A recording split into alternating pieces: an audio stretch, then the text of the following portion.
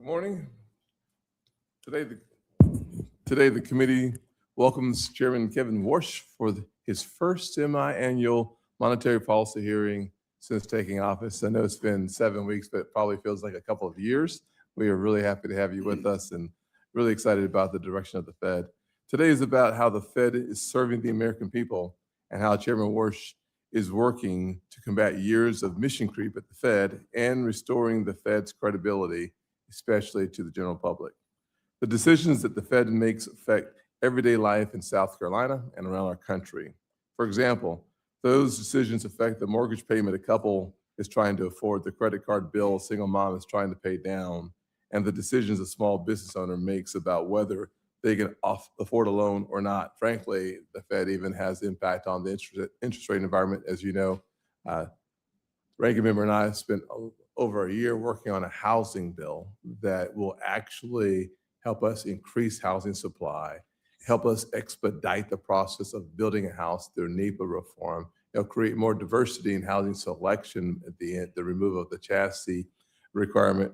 These are important issues that will make housing affordability incredibly easier, but it will never get to the main point of interest rates. Interest rate is something that you control that we don't control.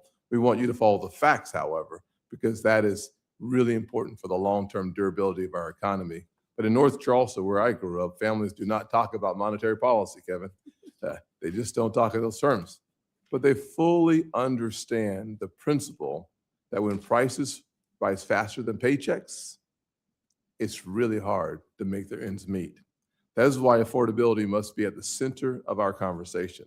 The Federal Reserve has a mandate to pursue and promote a strong labor market through maximum employment and stable prices. Those are serious responsibilities, and I'm glad that you are the man for the job and you've taken it seriously.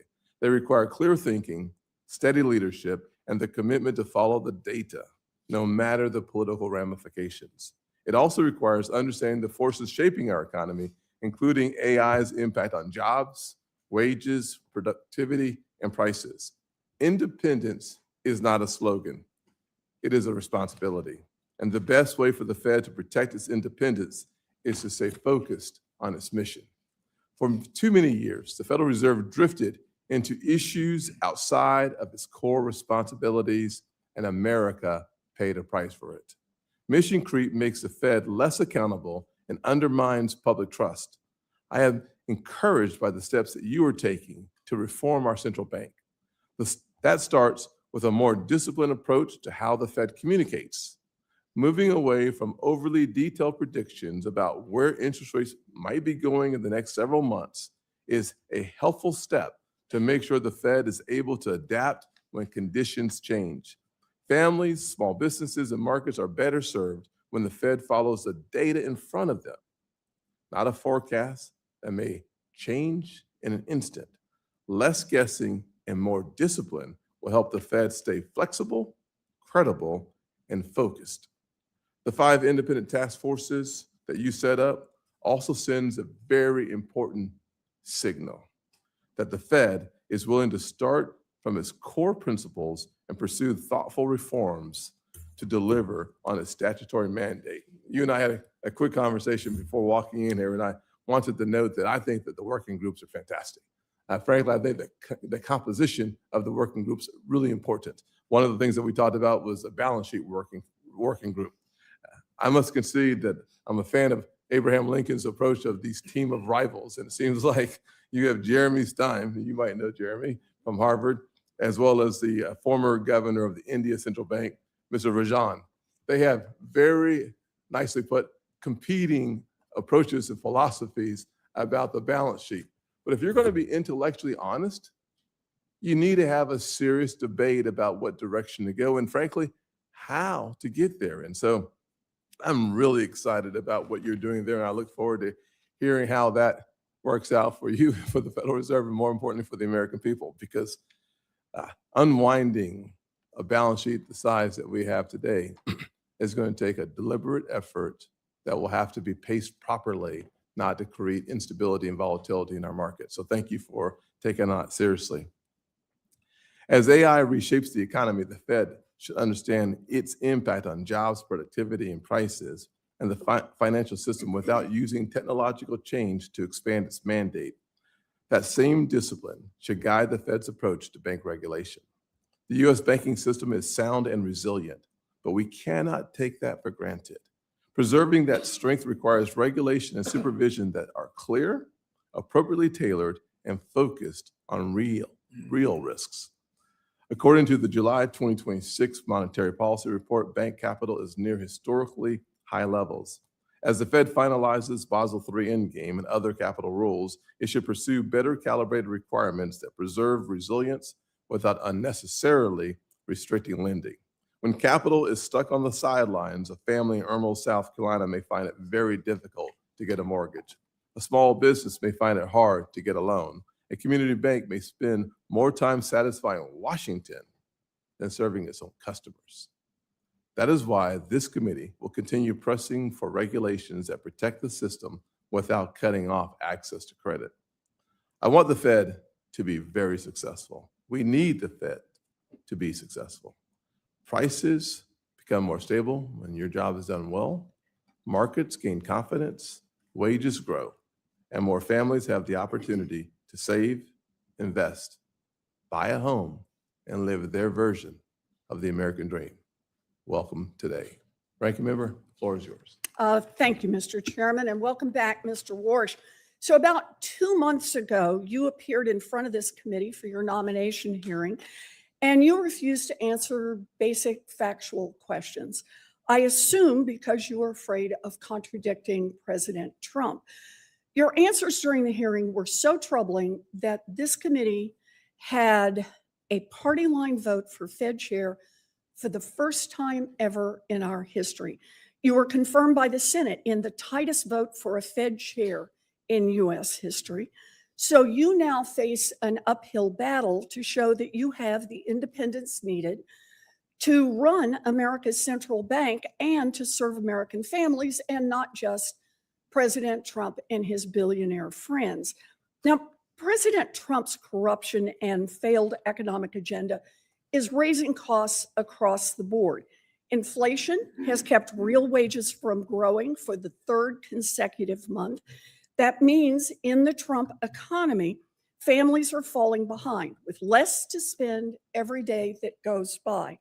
High interest rates are making mortgages, auto loans, and credit cards more expensive. More and more people are falling behind on their bills. 95% of Americans believe that the U.S. is suffering an affordability crisis, while President Trump continues to call affordability a hoax, telling Americans their concerns about the cost of living are made up. Lower interest rates would provide some relief to families, but the Fed hasn't lowered interest rates and may be forced to raise rates even more, all because of one man, President Trump. Now, the president knows this, so instead of changing course, he wants to take over the Fed.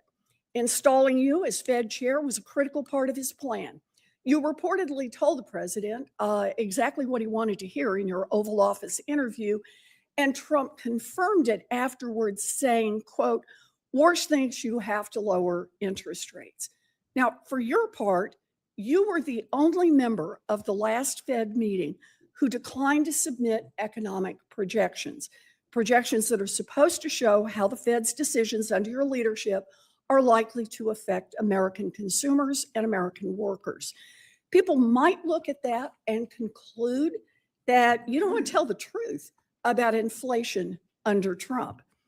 Trump may have you in his pocket, but he will not stop until he controls the Fed. And he just needs one more seat to do that. And that's why he has had his Department of Justice open bogus criminal investigations into both Governor Lisa Cook and former chair Jerome Powell. And that is why he illegally tried to fire Fed Governor Cook. His own Supreme Court recently blocked the firing, at least for now, but Trump has vowed to try again to fire Governor Cook.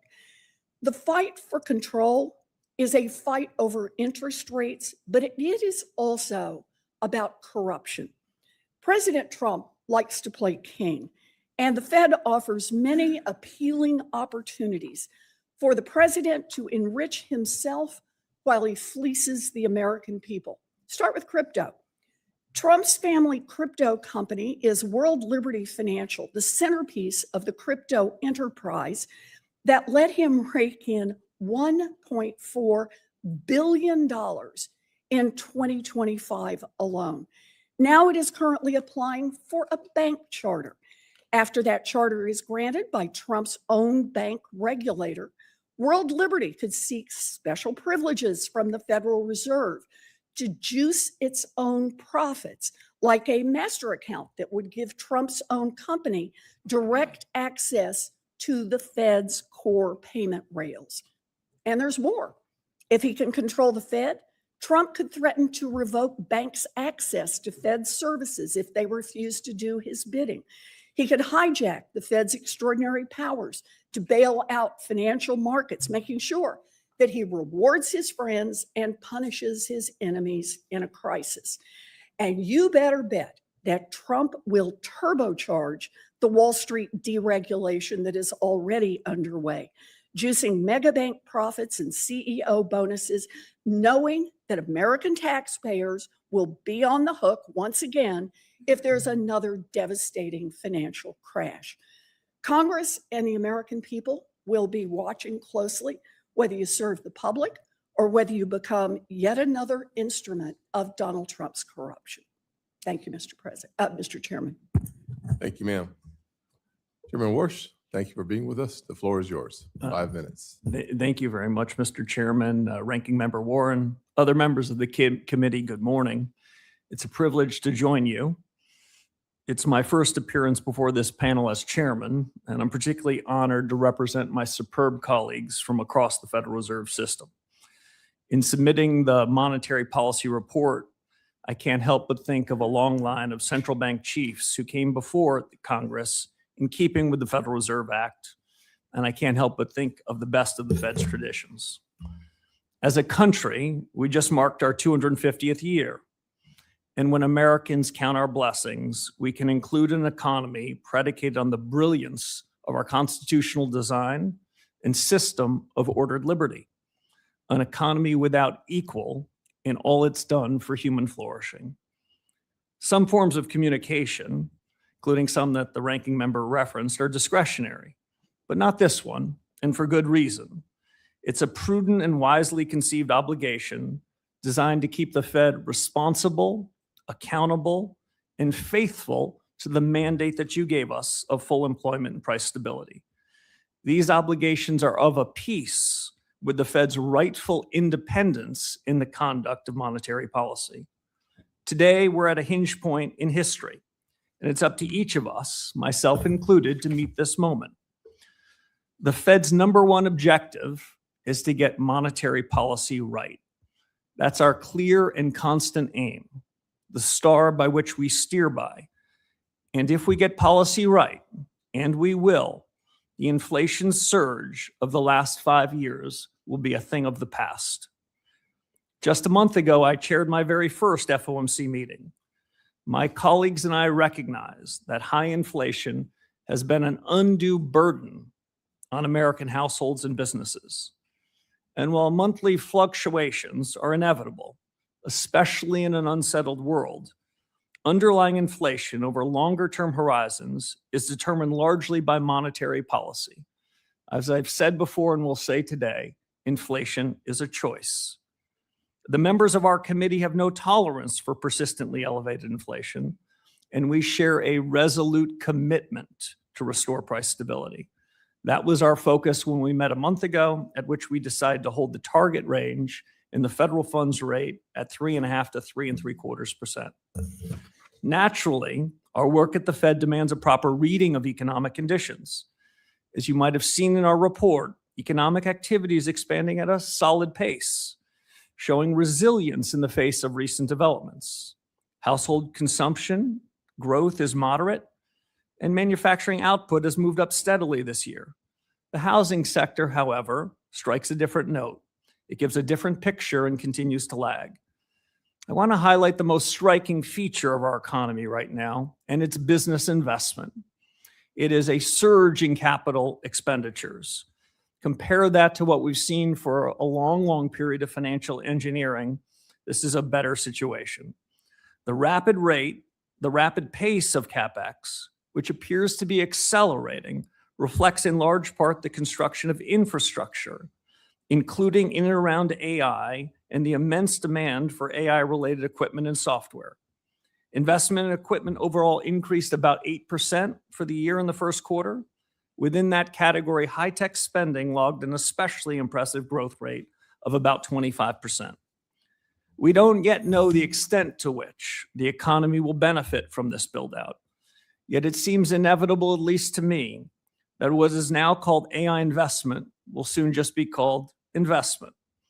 Even so, new opportunities for the economy introduce new challenges for policymakers. We at the Fed are monitoring the implications for the inflation and for the labor market. That brings me to the supply side of the economy, a subject worthy of equal attention, where productivity growth has been strong. And I'll note that this productivity growth predates gains from AI adoption. America's labor force appears to be broadly stable. Job creation has kept pace with the workforce. The unemployment rate low and has changed little, quite frankly, over the last year. We're seeing relatively few layoffs and only slight variance in the rate of job vacancies. Solid growth in nominal wages, too. I've been heartened by the welcome I've received and by the encouragement of my colleagues. We have a duty to point the institution forward, to take a fresh look at current practices, to make sure we're serving our objectives, and we're going about it systematically. As the chairman referenced, I appointed a task force in each of 5 areas that are central to the conduct of monetary policy. I'll just reference them and close. First, Fed communications. Second, our balance sheet policy. Third, our use of existing data. Fourth, productivity and jobs. And finally, the Fed's inflation framework. Our purpose here is to make better decisions in the conduct of monetary policy and put these years of high inflation behind us. We are the Federal Reserve, Mr. Chairman, and as determined as ever to fulfill our mission. Thank you, and I welcome your questions.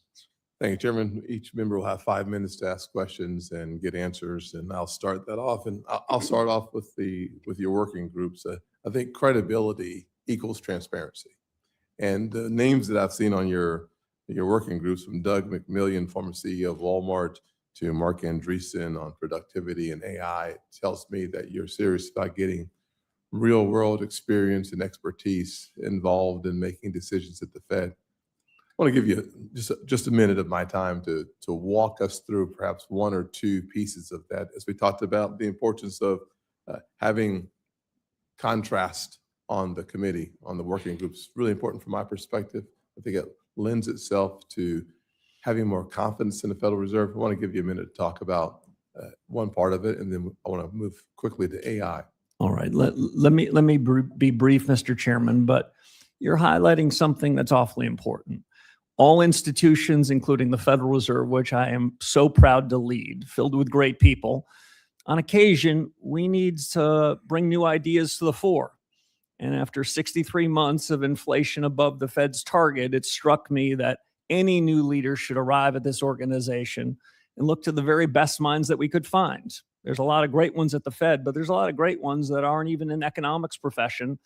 And I reached out to 15 people who I have known and trusted with a diversity of views to see whether they would take the most important questions that are going to be the determinants of monetary policy and the determinants of the economy next 5 years and see if they could sharpen their pencils and do their best work.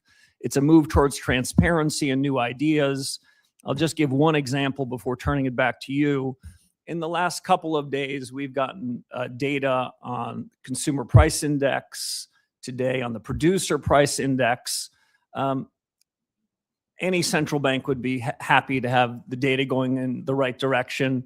My view is these are all imperfect measures of the state of underlying inflation. So one of the task force is going to see whether we can do better, have better data from external sources, and even better ideas as to how important organizations like the Bureau of Labor Statistics, the Bureau of Economic Affairs might think about how they could do a better job in an evolving economy.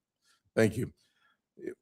We met just a few weeks ago with Dr. Phelan, who's slated to be the head of the president's economic advisors. And we talked a lot about artificial intelligence and the impact it will have on our economy and whether or not it will destroy jobs, create jobs, and ultimately, at the end of the day, his conclusion was it'll create more jobs. Artificial intelligence has an opportunity to change how we do so many things. And much of the debate for me can be bifurcated into automation, things go away, and augmentation. People make more money because production goes up. And you've argued that perhaps there's a way for us to see a reduction in interest rates because of that increase in productivity. One of the things standing in the way of that conversation is what's happening in South Carolina, where data centers are meeting real headwinds. New York has basically banned them. We have a moratorium in parts of South Carolina because of issues like electricity bills, water use, aesthetics.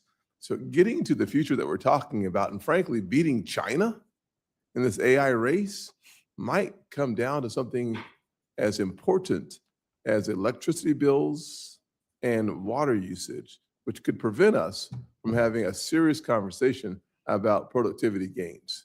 Thoughts? Yeah, I can't think, Mr. Chairman, of a more consequential change to the U.S. and global economy in my adult lifetime than the surge of investment and the potential in around AI. That's part of the reason why one of my task forces is to focus on what's the effect of this general purpose technology on both parts of the Fed's mandate, on ensuring stable prices, but also on full employment. You gave us both parts of that. Yep. We don't have any legislative orphans at the Fed. There's no disfavored part. I would say it is a huge opportunity, but it's not without challenges. I'll make two other brief points. I think the United States is extremely well positioned to be at the cutting edge and extract more productivity, which should be good for U.S. companies and U.S. workers than any other country in the world. Any other country would exchange positions with us in a moment.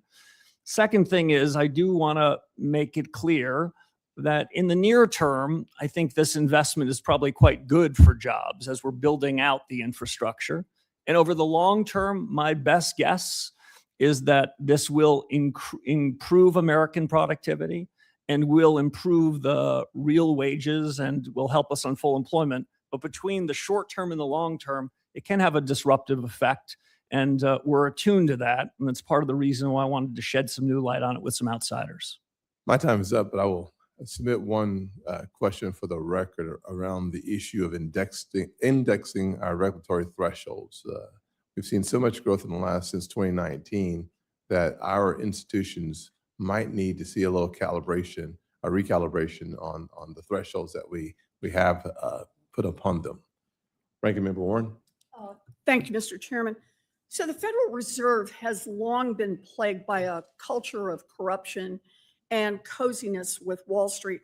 Over the last 5 years, at least 6 senior Fed officials have been implicated in serious ethics scandals related to personal stock trading and self-dealing. But instead of trying to repair this broken culture, I'm concerned that you seem to be embracing it. At the time of your nomination, you owned more than $100 million worth of shares in private investment vehicles called the Juggernaut Funds and THSDFS LLC. And you refused to disclose the underlying assets to the Senate and to the public. You say now that you've sold those shares. In other words, somebody wrote you a check for more than $100 million days before you entered office. Chair Walsh, who wrote that check?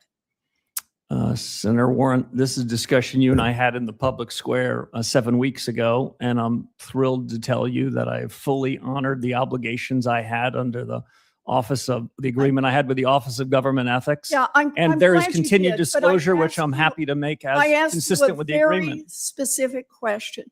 Who gave you $100 million right before you were sworn in? Was it a billionaire who has business with the Fed?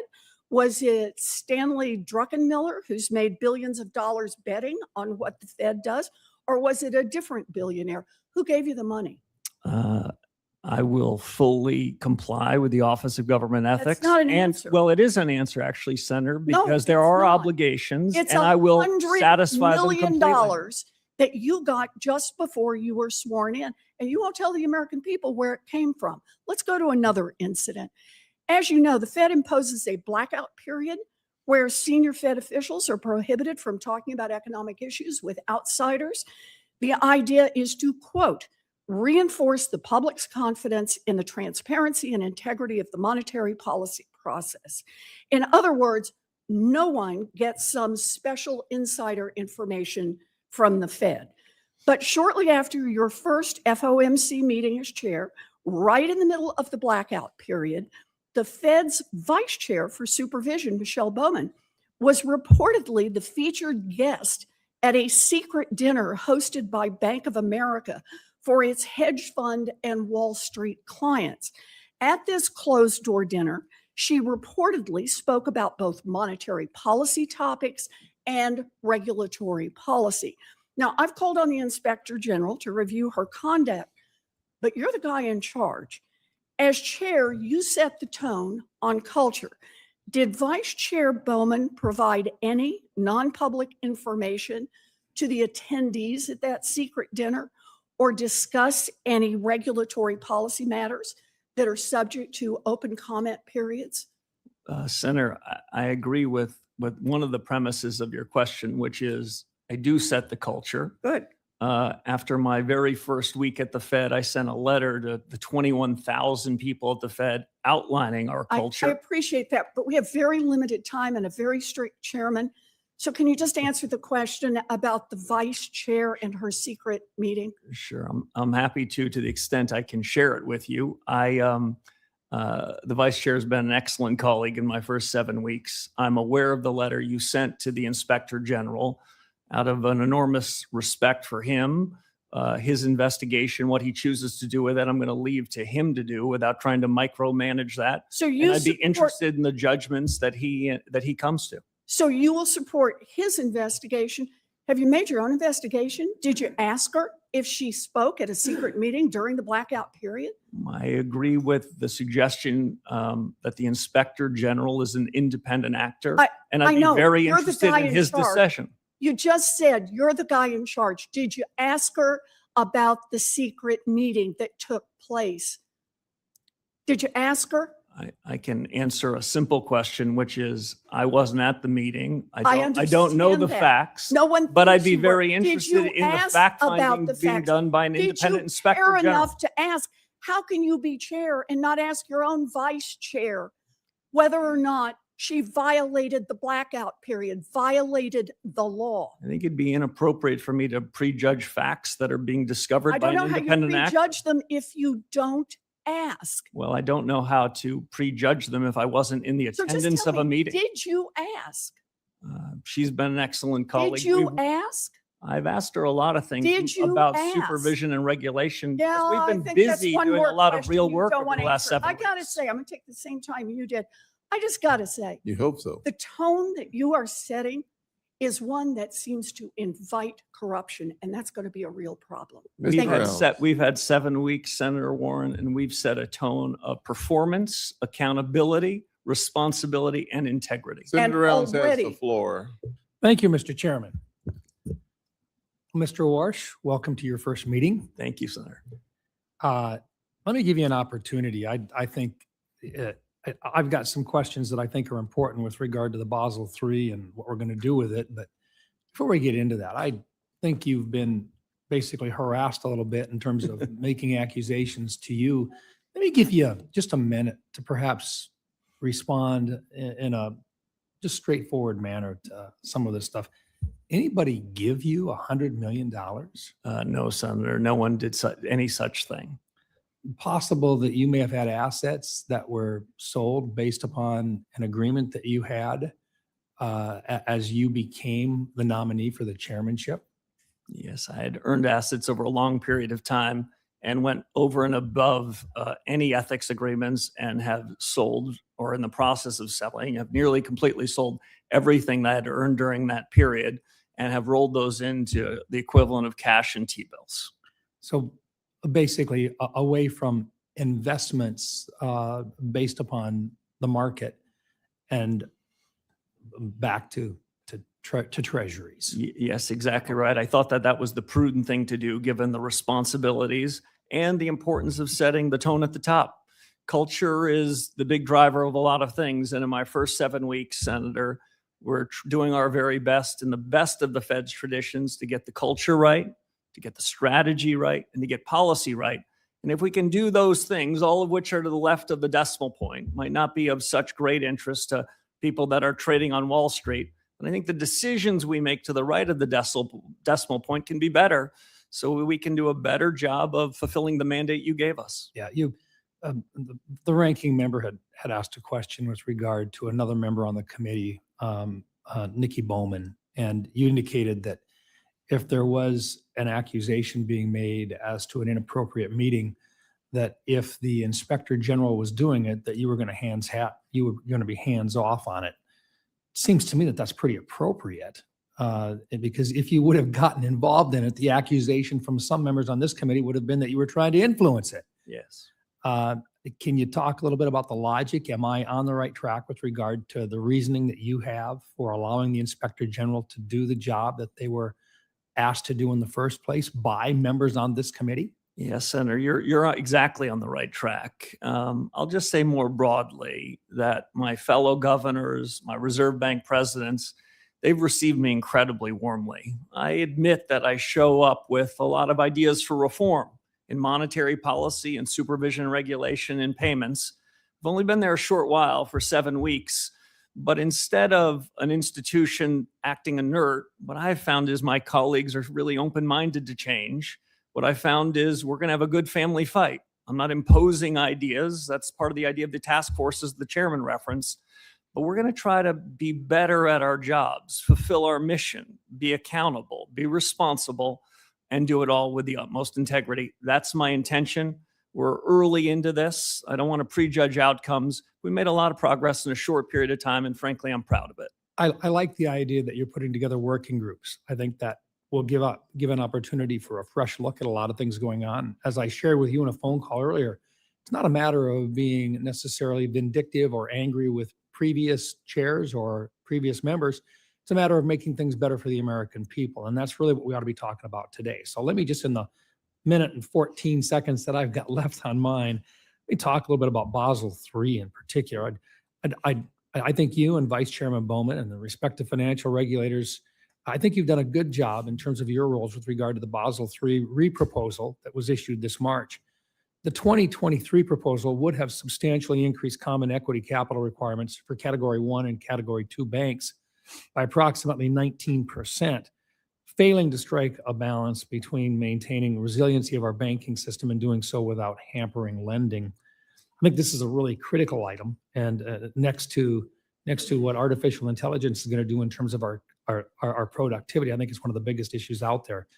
With the June 18th comment deadline now behind us, are there any other categories of feedback that you're weighing more heavily than others, such as the adjustments to leverage ratios or anything along that line?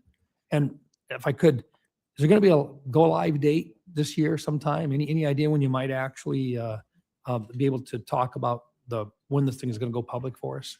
Senator, well, thank you for your question on supervision regulation. As I mentioned before, I've shown up with a lot of ideas for reform, not just in monetary policy, but in supervision and regulation too. When I was before this committee some 20 years ago, there was a debate about what the Basel process should be.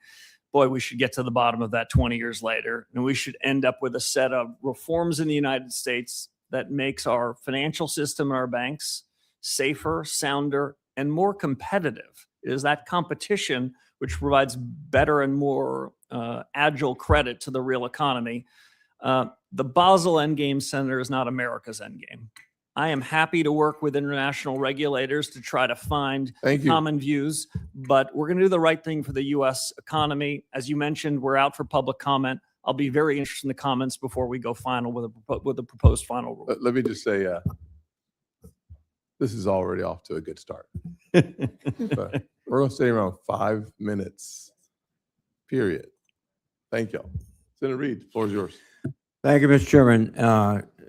Chairman Walsh, I want to see if I put a cap on this discussion between Senator Warren and Senator Rounds.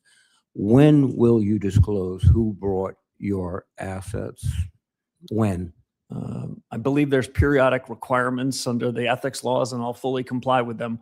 I think the next reporting requirement is at some point in the next quarter or so. And you will fully disclose who you sold your assets to? I'll fully comply with the law and the ethics agreement. Thank you. AI is making a huge impact on everything we do, particularly the banking system. And as you're aware, an interagency governmental group, Commerce, Treasury, Energy, et cetera, has authorized the major banks, the 8 major banks, to use Mythos to evaluate their security. Would you agree that it's important for all financial institutions to have access to these types of AI tools so that they could analyze their operations for cyber vulnerabilities? Yes, I think the broad financial system has new vulnerabilities with these new technologies. I wouldn't want to just isolate Mythos, though. The other large language models have rival products. The efficient frontier has changed even in the last month. But as these new models find their way more broadly, our banking system and frankly, the Federal Reserve needs to do all we can to patch any vulnerabilities that we have. What are you doing to ensure that these mid-size and smaller banking institutions have access to whatever AI tool is appropriate as quickly as possible? Yeah, so I share the sentiment, Senator Reid.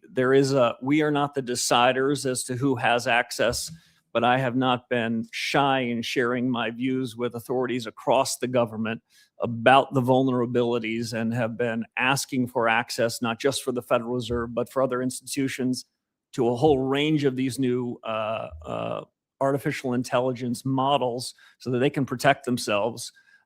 If you said to me, what worries you over the course of the next several months, I want to make sure that we're as protected as we can be from foreign actors that want to do us harm. Well, let me stay with AI, but change the focus a moment.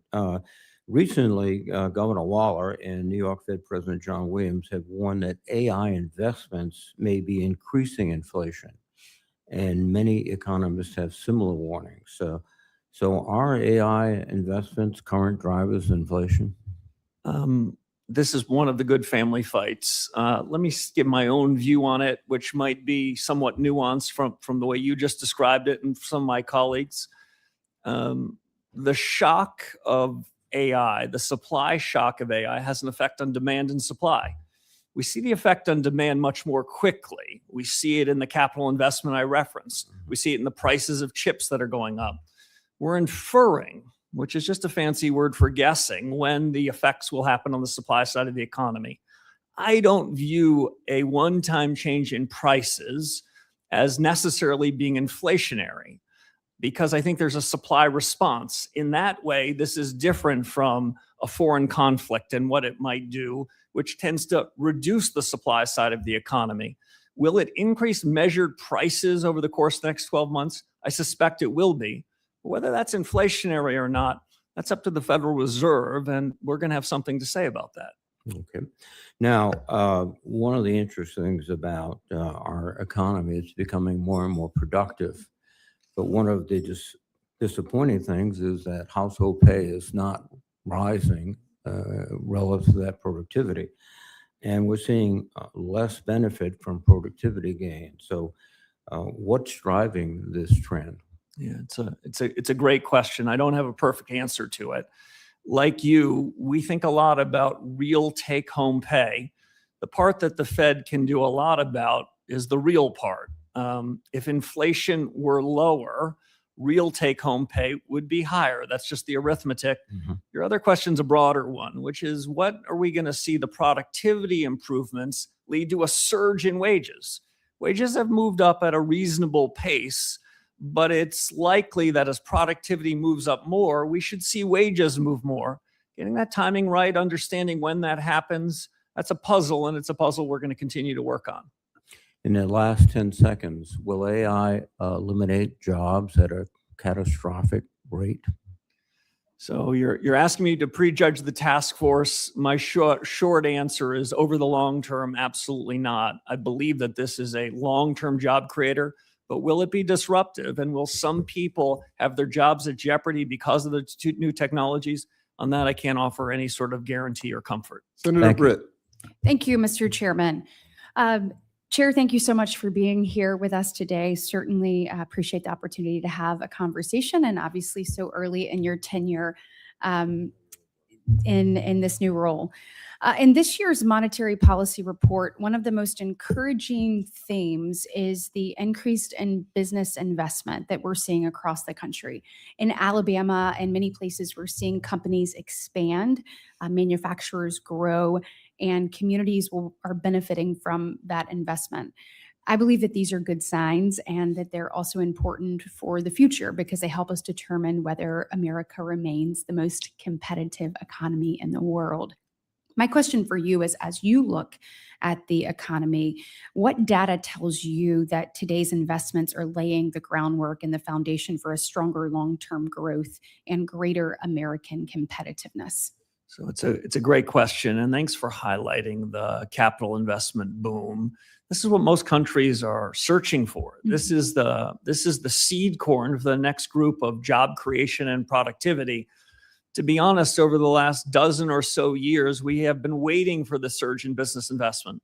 I know in some academic accounting sense, this is leading to a surge in prices in the next 12 months. I don't want to sound dismissive of it. The surge in prices is real, but I'd sure rather the most successful companies in the world investing in property, plant, and equipment than doing a share buyback. So I'm encouraged by it. The trend is our friend here, and this business capital investment is contributing massively to the GDP we've seen in the last 12 months. My colleagues know I'm not big for forward guidance, but I would guess that trend continues. What gives me optimism about it? Well, when the private sector deploys this amount of capital, they must see something shiny at the other end of that rainbow. They must see a very good return on investment. That's why they're taking this capital and they're putting it to work. I tend to think that private investment has a multiplier way higher than one. I'll let you and others judge whether that's true of government spending too. I'm going to go ahead and switch gears because I know we're on a tight time frame today, which I appreciate.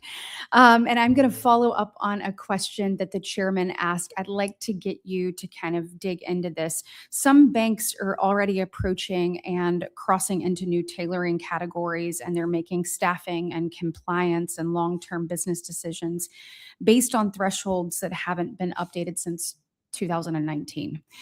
At the same time, the Federal Reserve continues to rely on those categories and other regulatory frameworks. So my question is, how are you thinking about updating these tailoring frameworks when it comes to what banks can expect to see and proposals in the future? So it's a great question, one I take seriously. To be candid with you and the chairman, the other members of the committee, monetary policy has distracted me a bit in the first 7 weeks, but the Federal Reserve chairman is supposed to be the chairman of monetary policy and payments and consumer affairs and supervision regulation. But I can tell you this, Vice Chairman Bowman has been working on these initiatives. She has briefed me about them. And broadly, I'll step back and say modernizing our banking system, streamlining regulations so that the rules that apply to the systemically important financial institutions are not one size fits all for every other.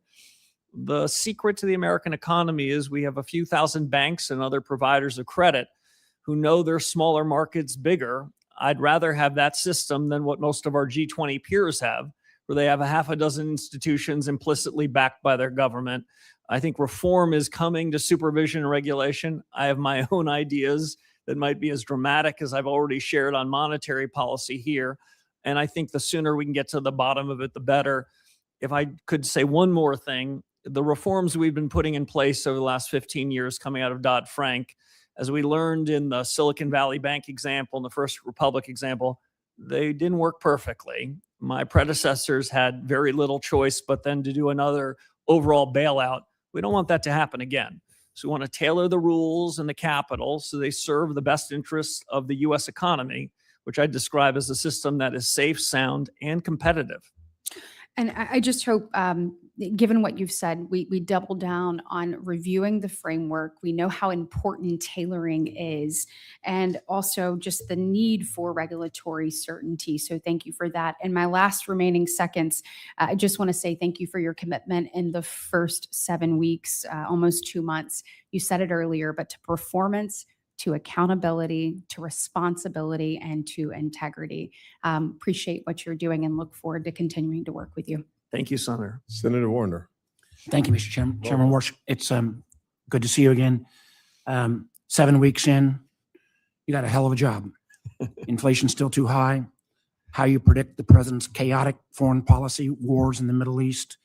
I'm going to come to an AI question, but let me be clear. As I said to you yesterday, I didn't vote for you, but we're going to find a lot of common ground to work together. I am going to hold you, and I've been appreciative of your comments about inflation, about the Fed's independence, but I think there are many, many common areas we can work together on and look forward to that. I want to hit, when one of the things that most impressed me in our first meeting was your recognition that probably the biggest issue you're going to face is AI. My 2 cents is I think it is going to have long-term, I agree with you, it's going to be job creation. Very short-term, I think you may see some upsurge in terms of, energy production and data center build-out. Years 2 through 5, 2 through 6, I think there could be massive economic disruption, particularly towards new college grads. It's a policymaker's job, but if this is going to have the potential effect, I hope I'm wrong, but I'd take a bet with you that 3 years out, we could see 30% recent college grad unemployment. If we see that, what do you see as the Fed's role is in terms of urging your actions, but also helping us sort that out? Senator, first of all, I appreciate it. I promised to this. Don't say nice things about me. He's got me on a clock. Answer my question. All right, good. Well, let me just say, I do indeed. Let me just say this. I appreciate that you haven't given up on me. I haven't given up on you. I haven't given up on your colleagues. I'm the independent head of a central bank. No matter how people voted, I'm going to be serving all of you. This doesn't count against my time. AI. Let me get to the core of your question. I am more confident that there will be a surge in output because the U.S. is at the cutting edge of AI than any certainty about the effect on the labor market in the next few years. The United States will be a winner. That is my informed judgment. But this is a time filled with both challenges and risks. We take both parts of our dual mandate seriously. Do I believe that the productivity improvements over time will be structurally disinflationary? I do. I believe everything technology touches ultimately gets cheaper. Your background, I think, would be consistent with that. What are going to be the effect on the labor markets in years 2 through 5? It's a fair question. The way I would frame it to you on college graduates, if you're a new college graduate, AI is probably native to you. You've been playing with AI effectively since your high school years. I feel as though you likely have the skills and the intuitions the same way that people of my generation or younger were native to the internet. If you've already been in the workforce for a while and you're a little resistant to change, that's where the encouragement needs to be to think about how these skills can make you more productive. These are fair questions. I don't have easy answers, but I do have a task force that's going to be thinking about it. We have to work together on, because if we hit this bump, and I think it's going to come, we got to collaborate. Now, Senator Reid asked a very good question about Mythos, and I 100% agree. Mythos is already yesterday's news, right? Because these models are coming out so quickly and they pose such security risks. I think it's incumbent, because of the risk it provides to our financial system, that at some point you're going to be, and I'm asking you now, I think personally, I believe we need some level of mandatory testing pre-release because of the potentially draconian and dramatic effects.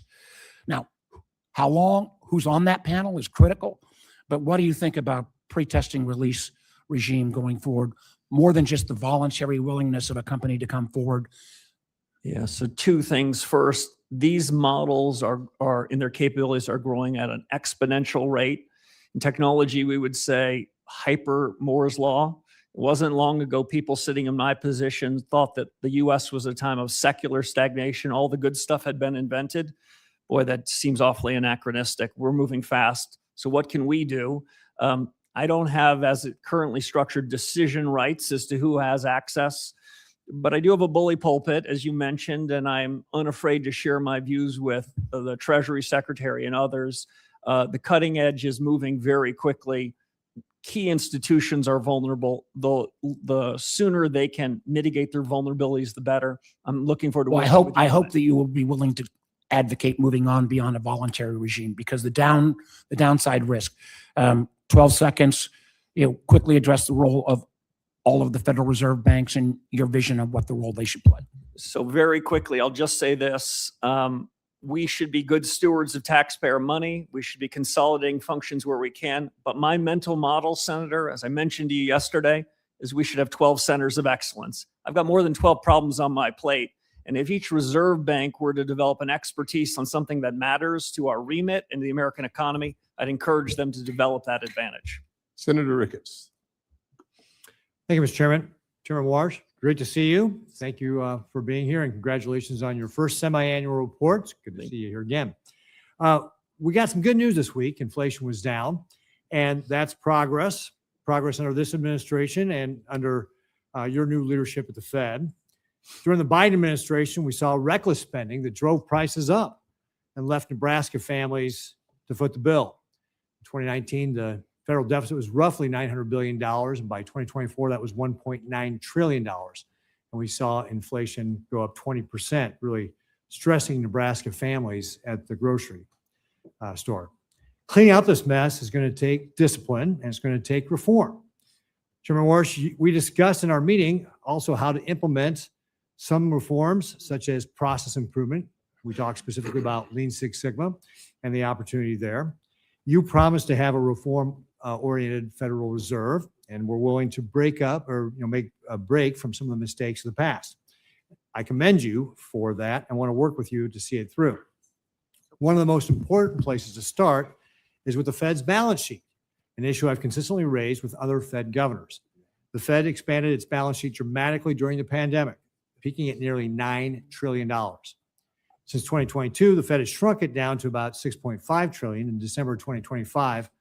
And I'm glad to see that the Fed was making progress over the last few years, but the balance sheet is still not down to pre-COVID levels.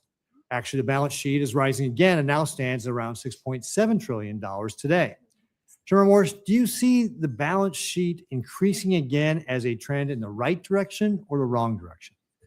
Senator, thank you for the question. I've been focused on the Fed's balance sheet, frankly, since my last day at the Fed some 15 years ago into the present. I don't want to prejudge the conclusions of this balance sheet task force, whereas the chairman said I put together a team of rivals to fiddle with it, to evaluate it, to come up with their own judgments. But I'll give you my predilections. Monetary policy is made currently through at least two material instruments, interest rates and the balance sheet. In fact, we grew the balance sheet, created quantitative easing when I served the last time in the darkest days of the crisis, because we had already cut rates to zero. So expanding the balance sheet had the intent of helping markets clear, but it was also another tool of monetary policy. I still believe that is true. Wasn't that supposed to be temporary? Indeed, that was our entry principle, was that we would get out of that business. The central bank has not, for a whole range of reasons, gotten out of that business. My general view is, as we think about inflation risks and we think about the conduct of monetary policy writ large, we have two instruments that we should be thinking about. The balance sheet is one of them. I'll make only one other point. Monetary policy needs to be architected, needs to be designed by the policymakers around the FOMC. The plumbing, the operations, how we do that is conducted by the New York Fed. I want the architecture to drive the plumbing, not the plumbing to drive the architecture. We're going to make a monetary policy decision with respect to the balance sheet. I'm very open-minded to changes, and any changes we make will be well discussed, well shared, and I think quite deliberate. And the financial markets, who have seen the balance sheet grow effectively for a generation, they'll have plenty of time to adjust if we make changes. I know you said you just wanted to make that one comment, but I'm going to push you to ask for a little more. What do you believe is the smallest balance sheet that the Fed could operate with? My predilection, my inclination is interest rate policy should be the driver of monetary policy. The balance sheet should be as small as practicable to conduct operations.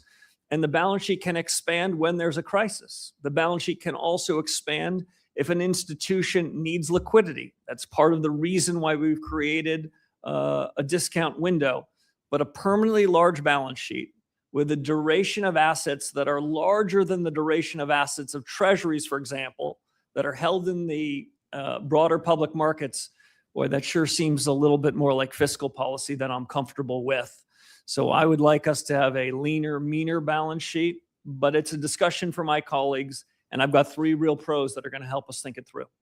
All right. Well, I have run out of time, and I'm sure the chair will be happy that I'm going to maybe get done before it reaches 0. Thank you. But I do have a question I'll follow up with for the record on scams, because this is something that the banking industry is telling me they're increasingly seeing, and it's costing people who deposits a lot of money. So I'll follow up with that. Senator, Thanks. we're opposed to scams, but I'm happy to follow up. Tough stand. Good to hear. Good to hear. This is great. Senator Van Hollen. Thank you, Mr. Chairman. And Mr. Chairman, we agree on that point. Let me turn to the headline inflation numbers that came out yesterday at 3.5%, above the Fed's 2.2% target. Prices are too high for families and we need to get them down. I think we can agree on that.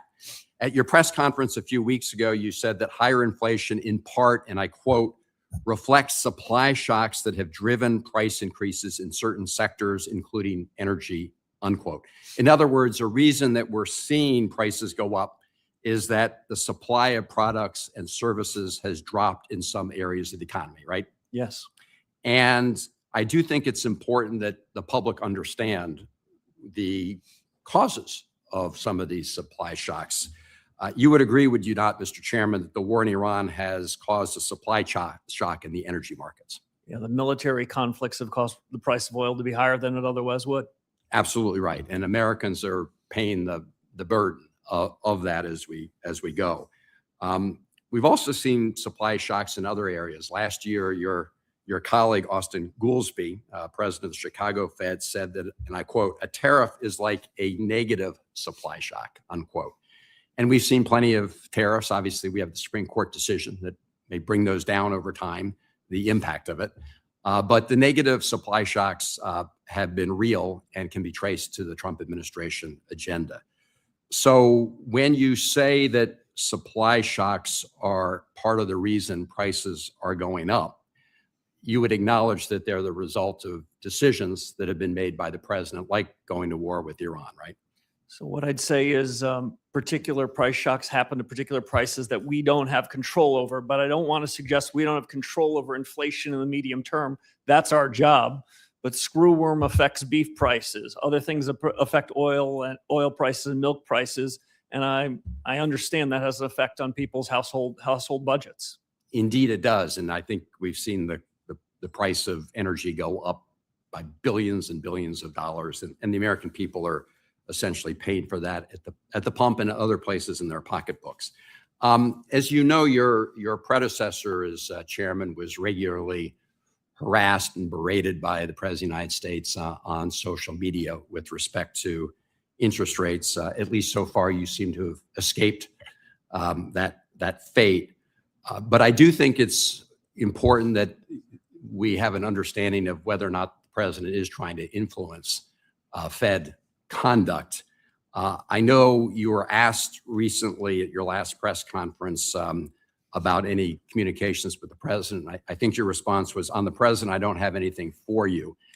Mr. Chairman, was that a yes or a no with respect to whether you've had communications with President Trump? So I like what I said the first time. Senator, I don't have anything for you. I will say this, though. I do meet with the Treasury Secretary weekly. I talk to him often between that. Mr. And Chairman, I just want to make I'll sure make my own decisions as monetary policy. I just want to understand the answer. Mhm. Have you or have you not had communications with President Trump since you took this position? I just don't want to be in the business of sharing discussions that the president and I have. Okay. I will tell you what I've said to the president repeatedly and said to the Treasury Secretary. They chose an independent guy to do an independent job, and that's exactly what I plan on doing. Okay. And I'd like to think over the last 7 weeks, given the decisions we've made and the things we've done, that it's not just words, it's actions now to start to demonstrate that. So, Mr. Chairman, I mean, I think it's important. I take from your answer, you've had communications. You don't want to disclose the content. Will you commit to do what your predecessor did, which was to release your appointment schedule and conversations with President Trump? I don't know what the past practice was.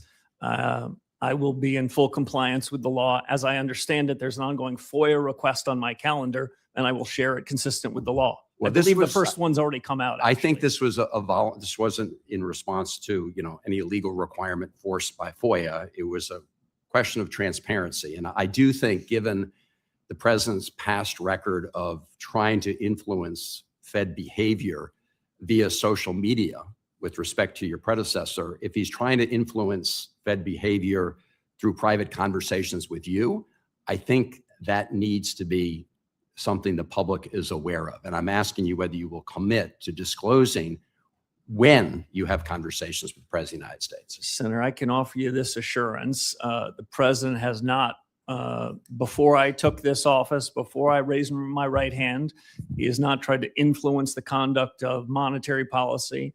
And if he tried to, I would continue to keep my head down and do the job. I don't have a long record, but I've got a 7-week record. And before that, I had a 25-year record. And I think that should count for something. I Senator- appreciate that. I hope you'll just follow the precedent your predecessor. Senator Thank Kennedy, you. the floor is yours. Well, Senator Van Hollen's my buddy, so this is not meant toward him, but I always get a kick out of my Democratic friends talking about transparency. Toward the end, God bless him, you could bake a Thanksgiving turkey in the time that it took President Biden to walk across the stage. And they kept it quiet till they couldn't. I'm sorry he was in that condition, but this transparency stuff cuts both ways. What's wrong with you talking to the President of the United States? So, Senator, I've got a wide lens. I'm interested in hearing points of view from a whole range of people. We have a narrow remit. I'm interested in what's happening in the world, in the Middle But I East and mean, is elsewhere. there anything wrong with it? Do you have to, when you do it, do you have to like go out and look for the last phone booth in Washington and put a bag over your head and sneak in there and call him or return his calls? Is there anything wrong with that? I certainly don't feel uncomfortable receiving a call from the chairman of this committee or the President of the United States. Okay. You think Ben Bernanke ever talked to the president? When I was a governor, I recall several conversations and How about frequent Alan meetings. Greenspan? When I was a young staffer in the White House, I remember being honored by him coming into the White House and meeting with the president and the president's advisors quite frequently. Okay.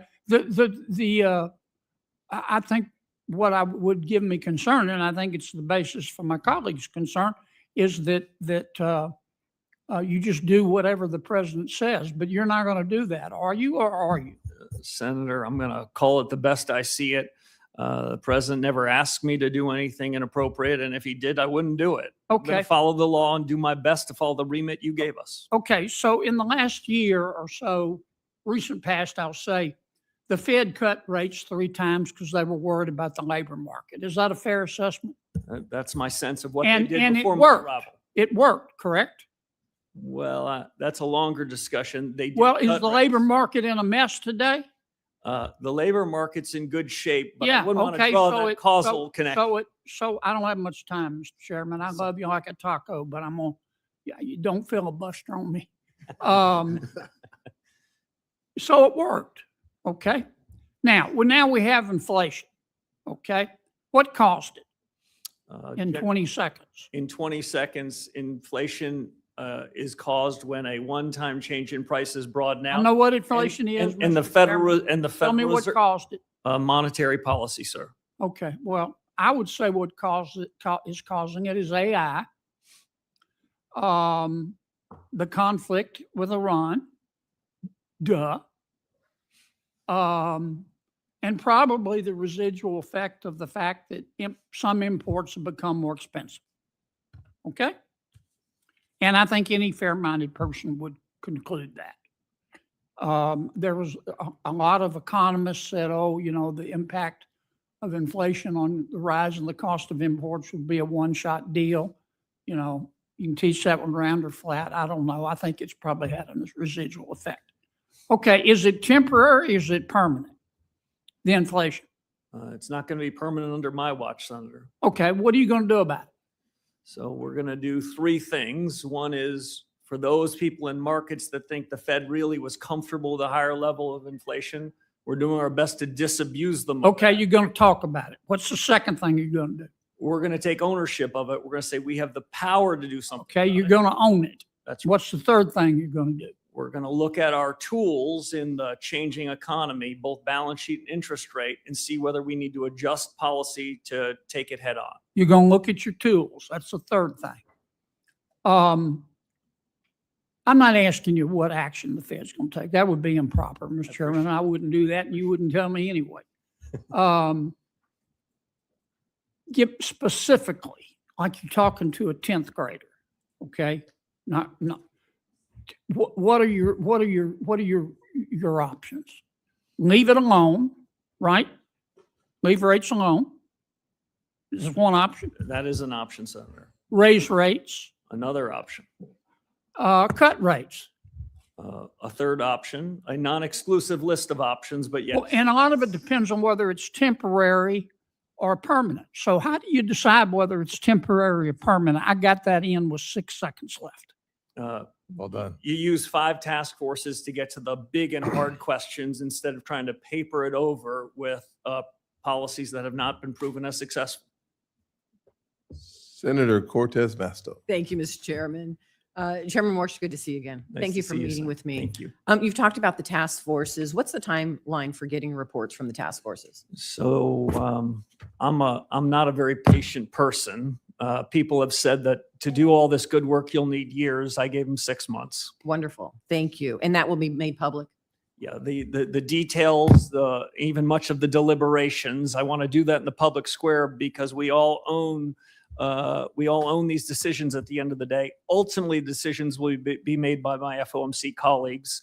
I think they'll start to get briefings on some of the early reports from the task force, early indications, hopefully as early as September, with my expectation and hope by year end, we're going to hear their conclusions and decide what to do with it. Thank you. And then just for clarification, in January of 2025, do you recall the inflation rate? It was about 3%, correct?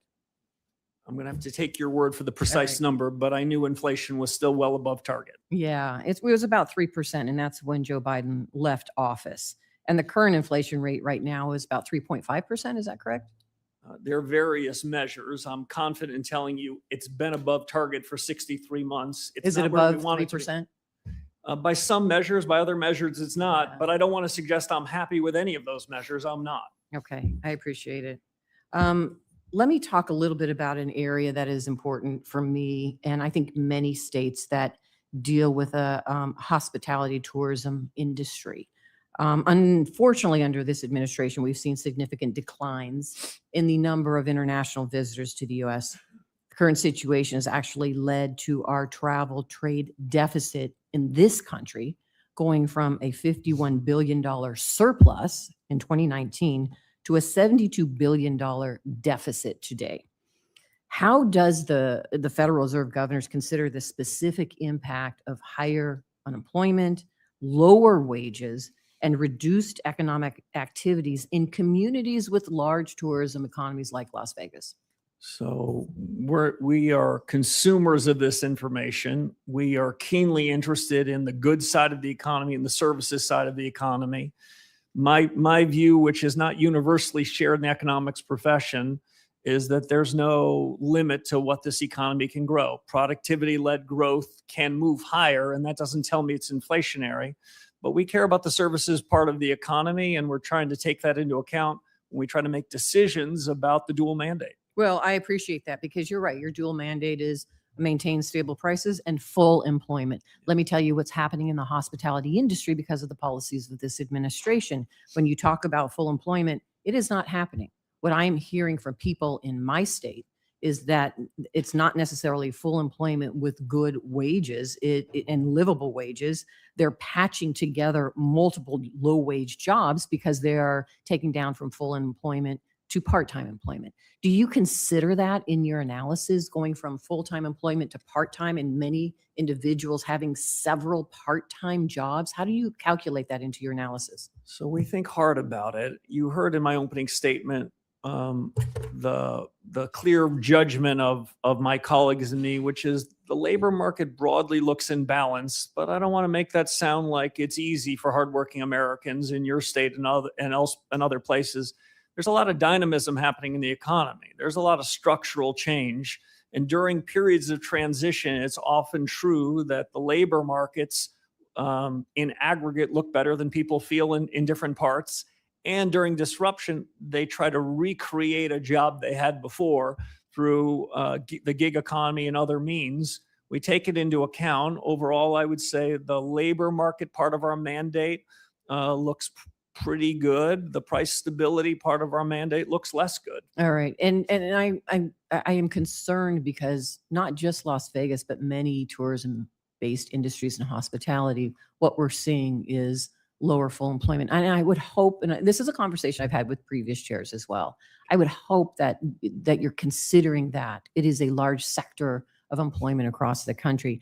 And I know you made a statement that rise in prices is not necessarily inflationary, correct? At what point do you consider it to be inflationary? Is there a timeline associated with that? So when an increase in prices in a particular category like oil or like milk or eggs, when we see that broaden out and affect the generalized price level, that's something we can do something about. That's the way I think of inflation. When prices go up, I know it hits your constituents every day. I'm not trying to sound dismissive of it, but I also don't want to say that there's much that we can do about cattle prices or milk prices today. But there's a lot we can do to make sure that the entire grocery aisle doesn't have higher prices. And that's what we're committed to do. Thank you. Senator Haggerty. Thank you, Mr. Chairman. Chairman Warsh, on July 18th, almost a year ago today, President Trump signed my legislation, the Genius Act, into law. A thorough rulemaking process is absolutely vital to ensure that U.S. dollar dominance exists here in the digital age. And I look forward to seeing the Federal Reserve's ongoing work in this matter. I just want to make that point clear. It's important, needs to be done, and very much appreciate the Fed's attention to it. I want to turn now, though, to a broader concern, and that has to do with the independence of monetary policy. You've had a number of conversations with my colleagues about this. I want to emphasize something that I think is quite important. The special insulation that the Fed receives with regard to monetary policy, I think as far as I'm concerned, it shouldn't extend to every other function of what the Fed does. I think it should be limited to monetary policy. For example, you think about bank regulations and supervision. That's entirely distinct from monetary policy. Regulation requires normative policy judgments about capital, about credit availability, about risk, economic growth, the structure of the banking system. All of these considerations need to roll into it. And you think about what's happened in recent years, regulation has even strayed far afield. You think about what's happened with respect to climate policy, or Michael Barr's failed Basel III proposal. These decisions are not the same as setting interest rates or managing the Fed's balance sheet. And quite simply, I think they're forms of executive regulatory power. The Supreme Court has clarified, for example, that the FDIC is subject to ordinary principles of executive accountability. Comparable regulatory functions at the Fed shouldn't be held to a different standard, in my view, simply because they sit within the central bank. So my question is this, Mr. Chairman, do you agree that the Federal Reserve's independence should be narrowly tied to its monetary mandate? Senator, thank you for the question. Like you said, independence is at its peak in the conduct of monetary policy.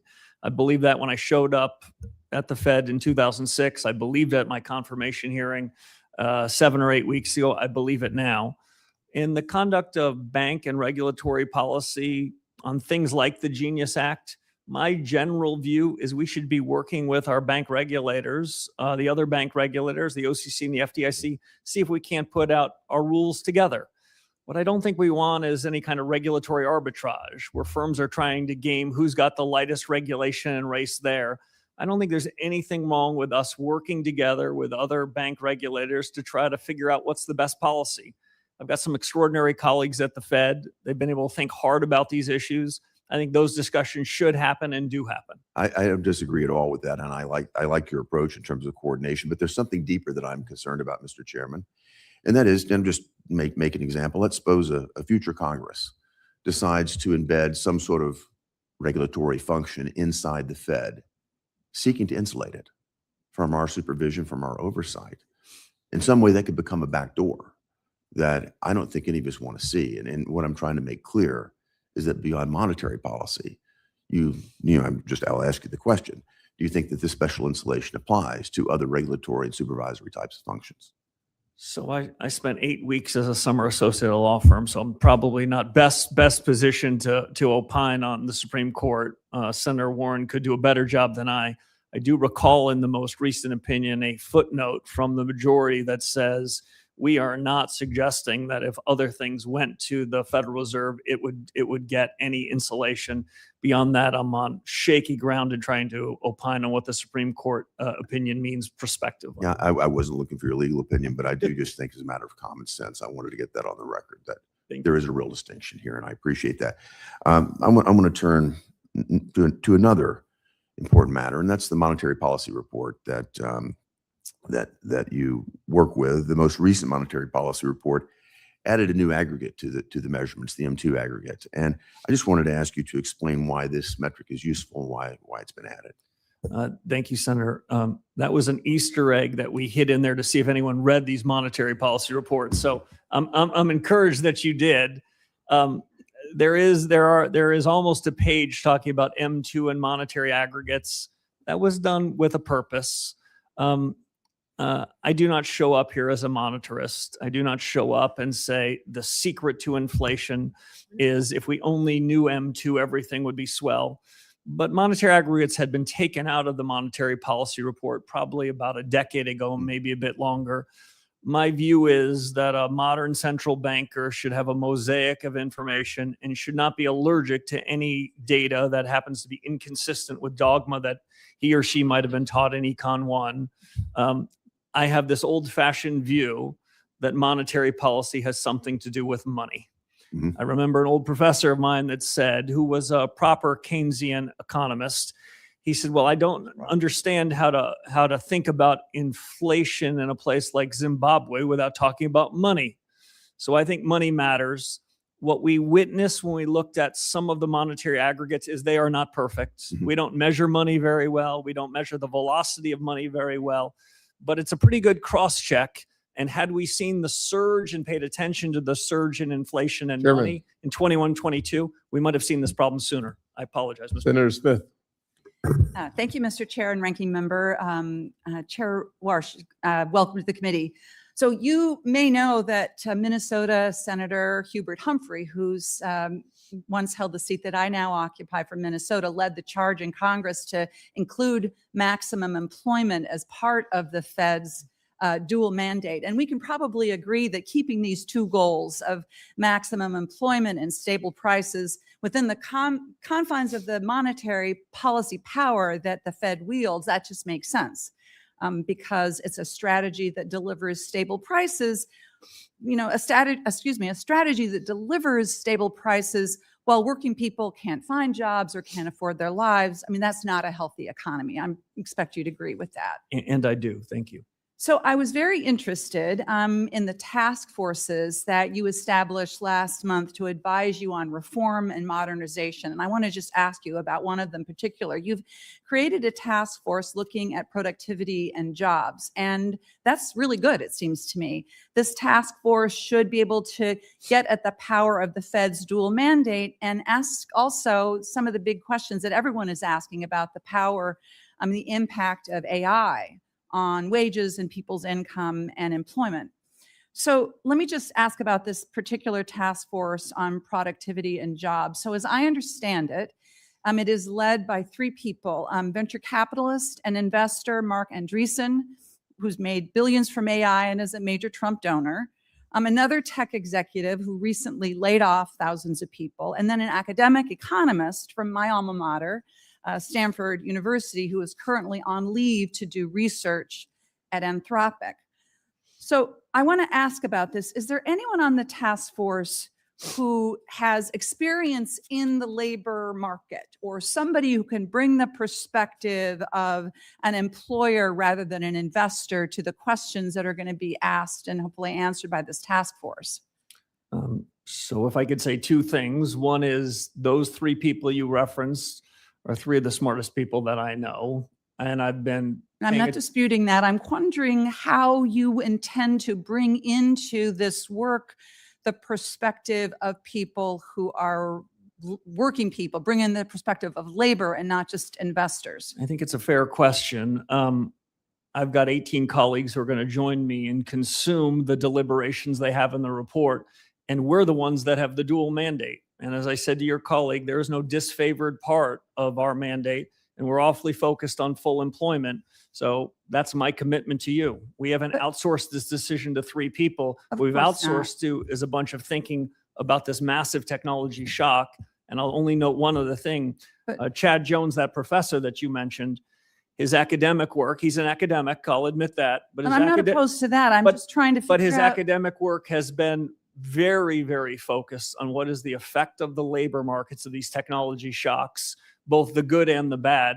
And I think that history he can bring to bear to the work of the task force. So can you understand why a task force that is led by people in large part who are likely to get richer by AI might not be the most credible people to folks on the ground who are doing the work, who are worried about what impact this AI is going to have on their jobs? And there's the concern, of course, is that the productivity that is expected to be delivered by AI, if that actually happens, that the benefits of that productivity are going to accrue to capital and not to labor.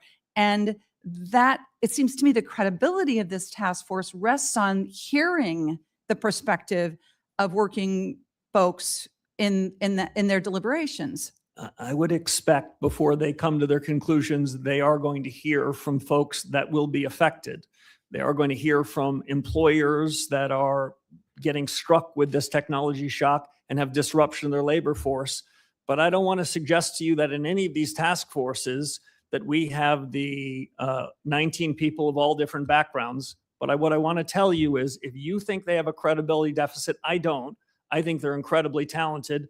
And we will make sure to take both parts of our dual mandate in consideration of their output. I think the issue, sir, is that when there are the big guys sitting at the table, is there anybody sitting at the table who's bringing the perspective of working people to those really important questions? There are labor leaders, there are labor economists, there are folks whose expertise is in issues around wage stagnation and how that impacts working people. And I would ask you to consider bringing that perspective, not to be heard on the side, but to be actually at the table with the big guys. I think that is a credibility issue that you could address very easily. Thank you, Mr. Chair. Thank You're you, welcome. Senator. Senator Tillis. Good morning. Good morning. I think you're doing a great job today. I appreciate your composure. Mr. Warsh, a quick question on just immigration. You know, some people are proudly discussing how we had almost net zero immigration in the last quarter, but we're starting to look a little bit like China, Japan, European countries in terms of our replacement rate, in terms of natural replacement rate. So if net immigration were to remain near zero for an extended period, how would that change your estimates on GDP, the neutral interest rate, and the amount of non-inflationary job growth the economy can sustain? And in some ways, it touches on, I think, Senator Cortez Masto's question too about jobs unfilled, but just curious. Thank you, Senator. You sure didn't toss up a softball there. The way I think about it is immigration policy is set by you and the administration, but we are. Yeah, I mean, I don't want you to talk about policy. What I'm trying to do is communicate to the American people, we can make the mistake of Western Europe, Japan, and other industrialized nations, or we can fix this population growth problem. If we don't, these are policies, then how does that make your job more difficult if we were to sustain the current trajectory? The way those decisions affect us is it affects potential GDP. The biggest, hardest decision we make is what can this economy produce? How fast can we grow?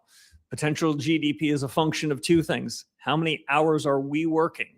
people in this country working. So just in a word, because I want to ask a few other questions. They won't And then be- second, productivity. Yeah. If At the end of the day, if the worker hours are constant, we need a productivity boom. just a real quick question. Would you be thrilled to know that we could guarantee zero net growth for the next decade because that would make your job easier? We're going to take the number of hours got the you. American people and your policies produce, and we're going to do I with it got the it. best we We can. got a problem. You can't fix it. But what I'm saying is if we're trying to make your job easier, having this on the agenda is not going to make your job easier. And I understand the position you have to take, but I want to point to something that people are high-fiving and talking about net zero immigration growth as if it's a good thing. It's only a good thing if you want to repeat the mistakes of Western Europe, Japan, China, and other nations that didn't get their replacement rate right. You know, bringing in great people that may have been born in Colombia and aspired to become a senator, for example, those sorts of things. I mean, didn't get it right every time, but no. Mr. Warsh, I told you also, and just for the American people, do you have a magic wand where you can just walk in and convince 7 people of the FOMC to vote exactly the way you want them to? Perhaps I wish I do, but I do not have such a wand. So you are one of a body where you have to gain consensus to make an interest rate move, right? Monetary policy move, right? Yes, and it's a consensus-led organization. And based on some of the comments from even Governor Waller, who we'd consider to be, pretty hawkish just this week, he's not guaranteeing that we're going to be able to lower interest rates anytime soon based on data-driven decisions. Did that just occur this week in a speech, I think, up in New York? There are a diversity of views. I wouldn't want to dwell on any one of them in particular. No, it's okay. But what I'm trying to explain to people who think the president can give you a call, you make a decision, it happens. That never happens. Wouldn't have happened under Powell, wouldn't happen under you, wouldn't happen under anybody who's responsible chairman. I just wanted to make that point. The last thing, if you could just tell me, I know you don't want to get in. I think Senator Britt asked you some questions. I love the fact that you're doing reform. I would like to see the project charter for the task forces, if you have that. If people are managing this, milestones, any sort of dashboard you have, the things that any well put together set of task forces would have assembled for a 6-month project. I'd like to just track it, not necessarily for the record, but if you could commit to have a meeting with the people running it with me, I'd like to see that just to watch the mechanics play out over the next 6 months. And then lastly, if you can, I believe Silicon Valley Bank is a classic example of why the Fed needs to have its independence on monetary policy, but on bank examination and supervision, I believe a U.S. senator should minimally be able to go into a SCIF and understand why banks like Silicon Valley Bank had multiple matters requiring attention and then matters requiring immediate attention well before they failed. And nobody knew except some examiner and likely people in San Francisco, in the San Francisco Fed. That stuff has got to change. I don't see any rational basis for that independence, and we've got some legislation I'd like to talk with you about. Thank you, Mr. Chair. Thank you. The chair recognizes Mr. Warnock. Well, thank you so very much, Lucky Madam you. Chair. The American economy is heavily leveraged on the success of artificial intelligence.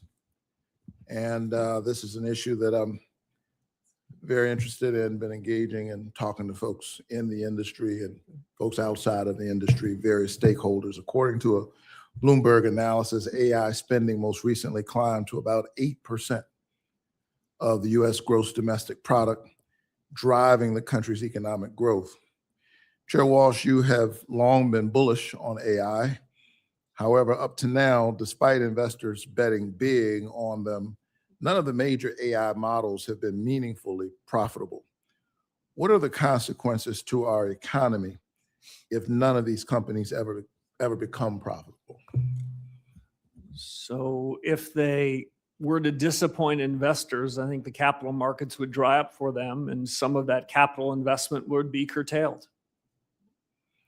I guess that's one way of putting it. I guess I'm getting at where ordinary folks are in the midst of that. The markets, behind the markets are real people, who have retirement savings and who are trying to make their present as well as their future work, American retirement accounts are increasingly tied to AI. And so there's the human issue, driven by massive increases in the stock prices of chip and AI companies. You might talk about the current markets in a way it's sort of it's tall and narrow. Let's imagine if we are in an AI bubble, what would happen to our economy and more specifically Americans' retirement savings if that bubble popped? Yeah. So I think it's a fair question, Senator. I take it seriously. I'm not in the business of providing a Wall Street newsletter, but I'll say broadly to your question about the effects on the economy. Booms and busts do not help the real economy, and they don't make the central bank's job easier.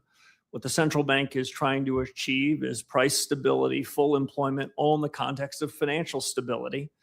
On the question of these AI companies, certainly the surge in their investment and the surge in their valuations is notable. But I'll also note one other thing, Senator. Over the course of the last couple of months, we've seen the market cap, both of the public companies and of private companies, under some pressure. At the overall indices, we do seem to see a broadening out. Now, why is that?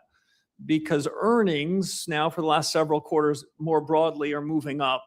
I don't want to suggest that that should give us any complacency, but what the Fed's looking for is economic strength to broaden and the inflation that we talked about earlier to become more narrow.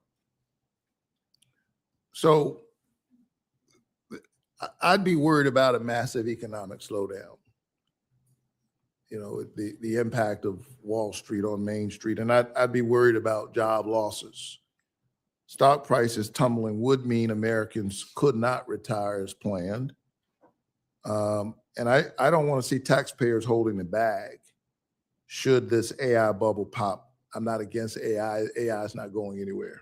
It has both promise and peril. I just want us to be thinking critically about this from all angles. Earlier this month, you announced a new task force to assess the effect of AI on productivity and jobs. The three individuals you chose for the task force are tech executives who have directly worked for or with AI labs, all three of them. Yes or no, will the Fed include anyone on this task force with an alternative viewpoint on AI? For example, anyone who represents the workers whose lives may be upended by increased adoption of AI tools and technology. So, Senator, it's a fair question. As I mentioned to your colleague a few moments ago, what I'd say is one of the people on those task forces is an academic. Now, I don't want to suggest that the academic is representing some You don't want to group. suggest that the academic is being academic. I don't want to suggest that, but this isn't a faculty lounge discussion. What I do want to suggest is that academics' work has spent a lot of time talking about prior technology shocks and the displacement that it has on labor. The assurance I can give you is that these three people on that task force, like the other task forces, they're not the deciders. You're talking to one of the deciders. Right. The 19 of us around the FOMC with a breadth of backgrounds and interest, we're going to decide what we think of their conclusions. Yeah, but as a decision maker, I always want various viewpoints. I certainly have nothing against an academic expertise. I think, you know, that's important and it's too often ignored in some of the appointments that we've seen around here lately. But here's my problem. Americans are worried about what AI will Senator, mean your for the time is economy. up. I'm wrapping up, sir. And I'm worried that this viewpoint isn't represented at the Fed, and I would look to broaden. Senator the Lummis, your perspective. time is yours. Thank you so much. Thank you, Mr. Chairman, and welcome, Mr. Chairman. I have a couple questions about bank supervision before we go to monetary policy. The first one is Vice Chair Bowman has ordered an independent review of the supervision of Silicon Bank and Signature Banks. And I think that's a really good thing. I applaud her and support her efforts there. So have you instructed your staff, including the attorneys in the legal division, to cooperate with this independent review? Yeah. So thank you, Senator Lummis. This call for a review of what happened around Silicon Valley Bank preceded my time at the Fed. Yes, it But did. I'm certainly aware of the ongoing investigation. And my general rule is that we should be cooperative to investigations, and we should try to get to the bottom of the facts of on regulatory and supervisory issues. You know, there are rumors that there may have been destruction of records by some of the staff at the Division of Bank Supervision. And of course, that's a crime. So if records relating to the supervision of these banks were intentionally deleted by staff before you were at the Fed, before you ever became chairman, will you order your staff to assist in recovery of these records and cooperate with law enforcement? Yeah, so I made a bold statement to one of your colleagues before that I was opposed to scams. I can make a bold statement I'm opposed to criminal activity. I have no reason to believe there's any criminal activity here, but I think we want to get to the bottom of an investigation. If there's an ongoing investigation and investigators generally want access to things, there's no reason why they shouldn't have access. Thank you. I want to turn to a proposed rule that is being considered and ask for your thoughts on the proposed rule. And it has to do with the Federal Reserve Board's payment accounts. Skinny master accounts is kind of a term that's used. You know, my staff has told me that if a doctor submits statements to an insurance company, they have two choices. They can pay 5% in bank fees or wait 90 to 120 days for a paper check. It seems to me that the Federal Reserve is really on to something by trying to join other countries that restrict access to the payment system to consumer-facing banks. We're the only major country in the world that restricts access to the payment system to the consumer-facing banks. So I think you're on the right track to expand the opportunities to serve consumers. And I'm curious about what your thoughts are about the proposal, how it's going, when you expect the rule to be finalized. Yeah. So as I understand it, this skinnier master account proposal's out for comment. It was sent out before I arrived, but I'm keenly interested in what the comments are. My mental model is that the critical infrastructure, the rails that the Fed runs, should be available to those that are applicable, that can comply with our rules and regulations. If I were to draw a hard distinction, this is a public good, and it's a public good that should be used by intermediaries. I don't want the public good to be used by consumers, by people that are on the front lines. But if financial institutions, new and old, want to comply with our regulations and take advantage of this public good, my general predilection is to encourage it. Well, I think that's admirable and important. So it's out for comment now. Do you anticipate finalizing sometime this year? I owe you a better answer on the timeline from here, and I pledge to give it to you. Thank you. Thank you. I share a concern that was expressed by my colleague, Mr. Haggerty, that monetary policy should enjoy the committee not having to be as transparent about its process. I agree with Senator Haggerty also that the bank supervision component should not enjoy that same level of non-scrutiny. I think we need to scrutinize bank supervision. I'm concerned that that area was sort of hidden from public view for too long. And so I want to just echo what Mr. Haggerty said. Thanks, Mr. Chairman. Yes, ma'am. Senator Kim. Yeah, thank you, Chairman. And Chairman, thank you for coming on out. I actually wanted to build on something that Senator Warnock was going into about AI.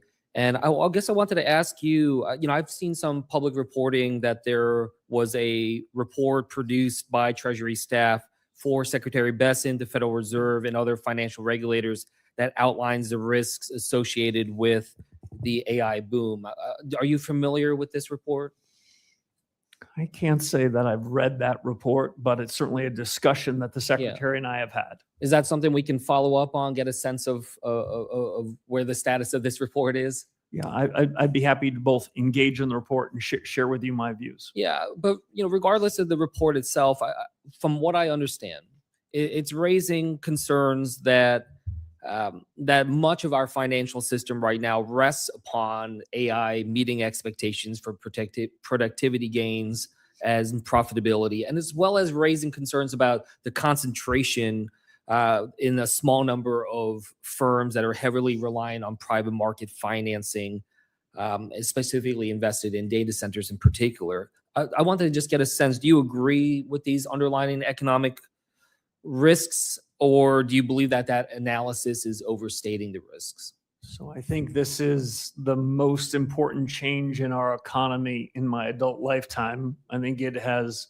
plenty of opportunities and also plenty of risks, and I take both of them seriously. Yeah, I mean, it's something I'm trying to grapple with too. So I'm not expecting that you have a fully baked answer right now, but I hope we can work on this together, because I do think when we're looking at that future, trying to think through the data, I'm trying to think through what data is going to allow us to understand how exposed we are, what the concerns are. And I guess I would just ask you, as you're looking at the data, how would you assess our economy, the state of our economy, if you were to isolate out AI, which I know is driving so much of our growth right now? How is the rest of our economy doing?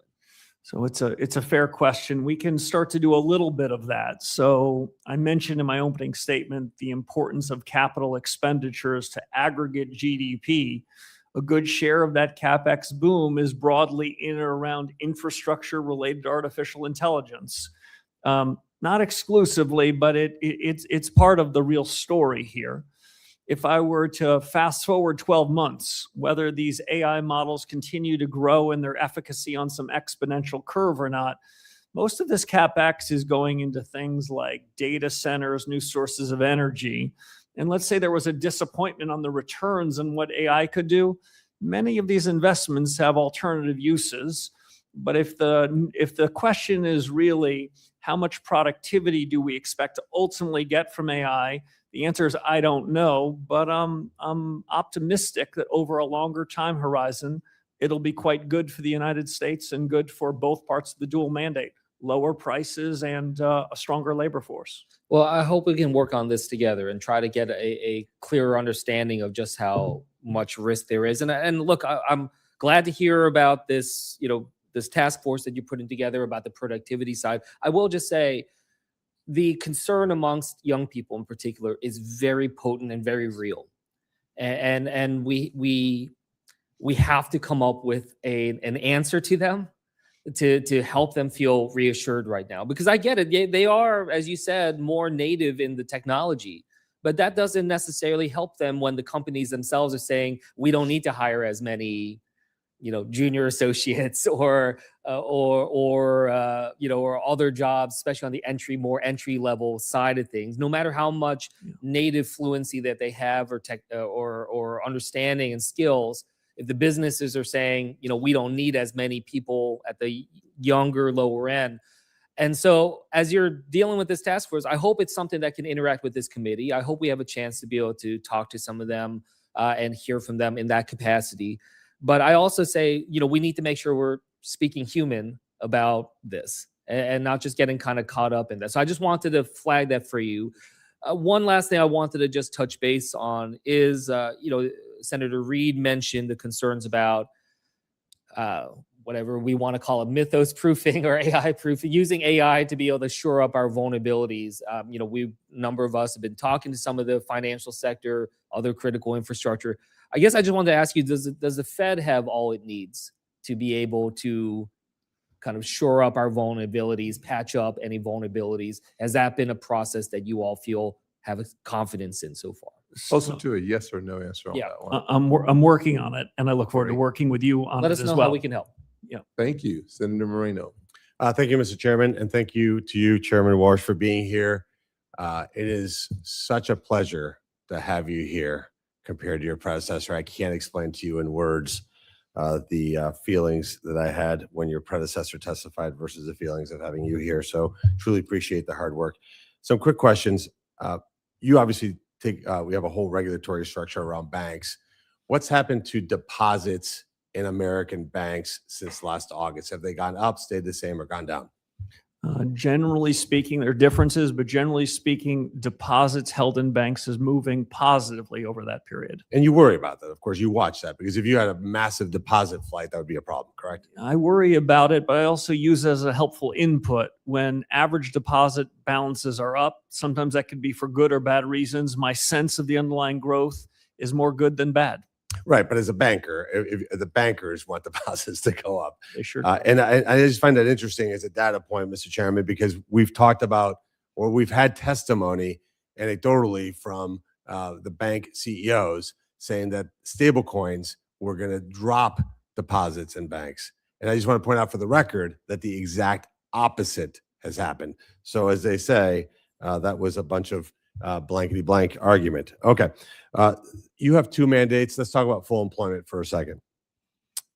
If we have incentives that we put in place here legislatively for Americans not to work, does that round counter to your objective of full employment? It doesn't make the Fed's life any easier. Right. So if we actually incentivize somebody from actually participating and being productive in a workforce, that's not good. Things like, for example, we did in the working families tax cuts last year, which is to put in place where you have to verify twice a year whether you're working, volunteering, or studying, would be a positive demotivator for not working, correct? Meaning it encourages work. I can't opine on the policies you make, but for the implications to the Fed, we're in the business of assessing potential growth.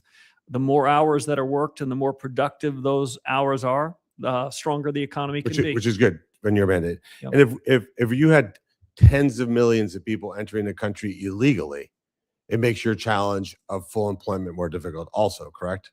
I'm going to steer clear from immigration policy and leave it with you and the administration. So pretend they're just naturally grown humans on the soil of America. If you have dramatically more humans in the United States looking for work, by definition, it makes full employment more difficult, correct? So if those people are employed and are working and are productive, that's a good thing. No, if they're not employed.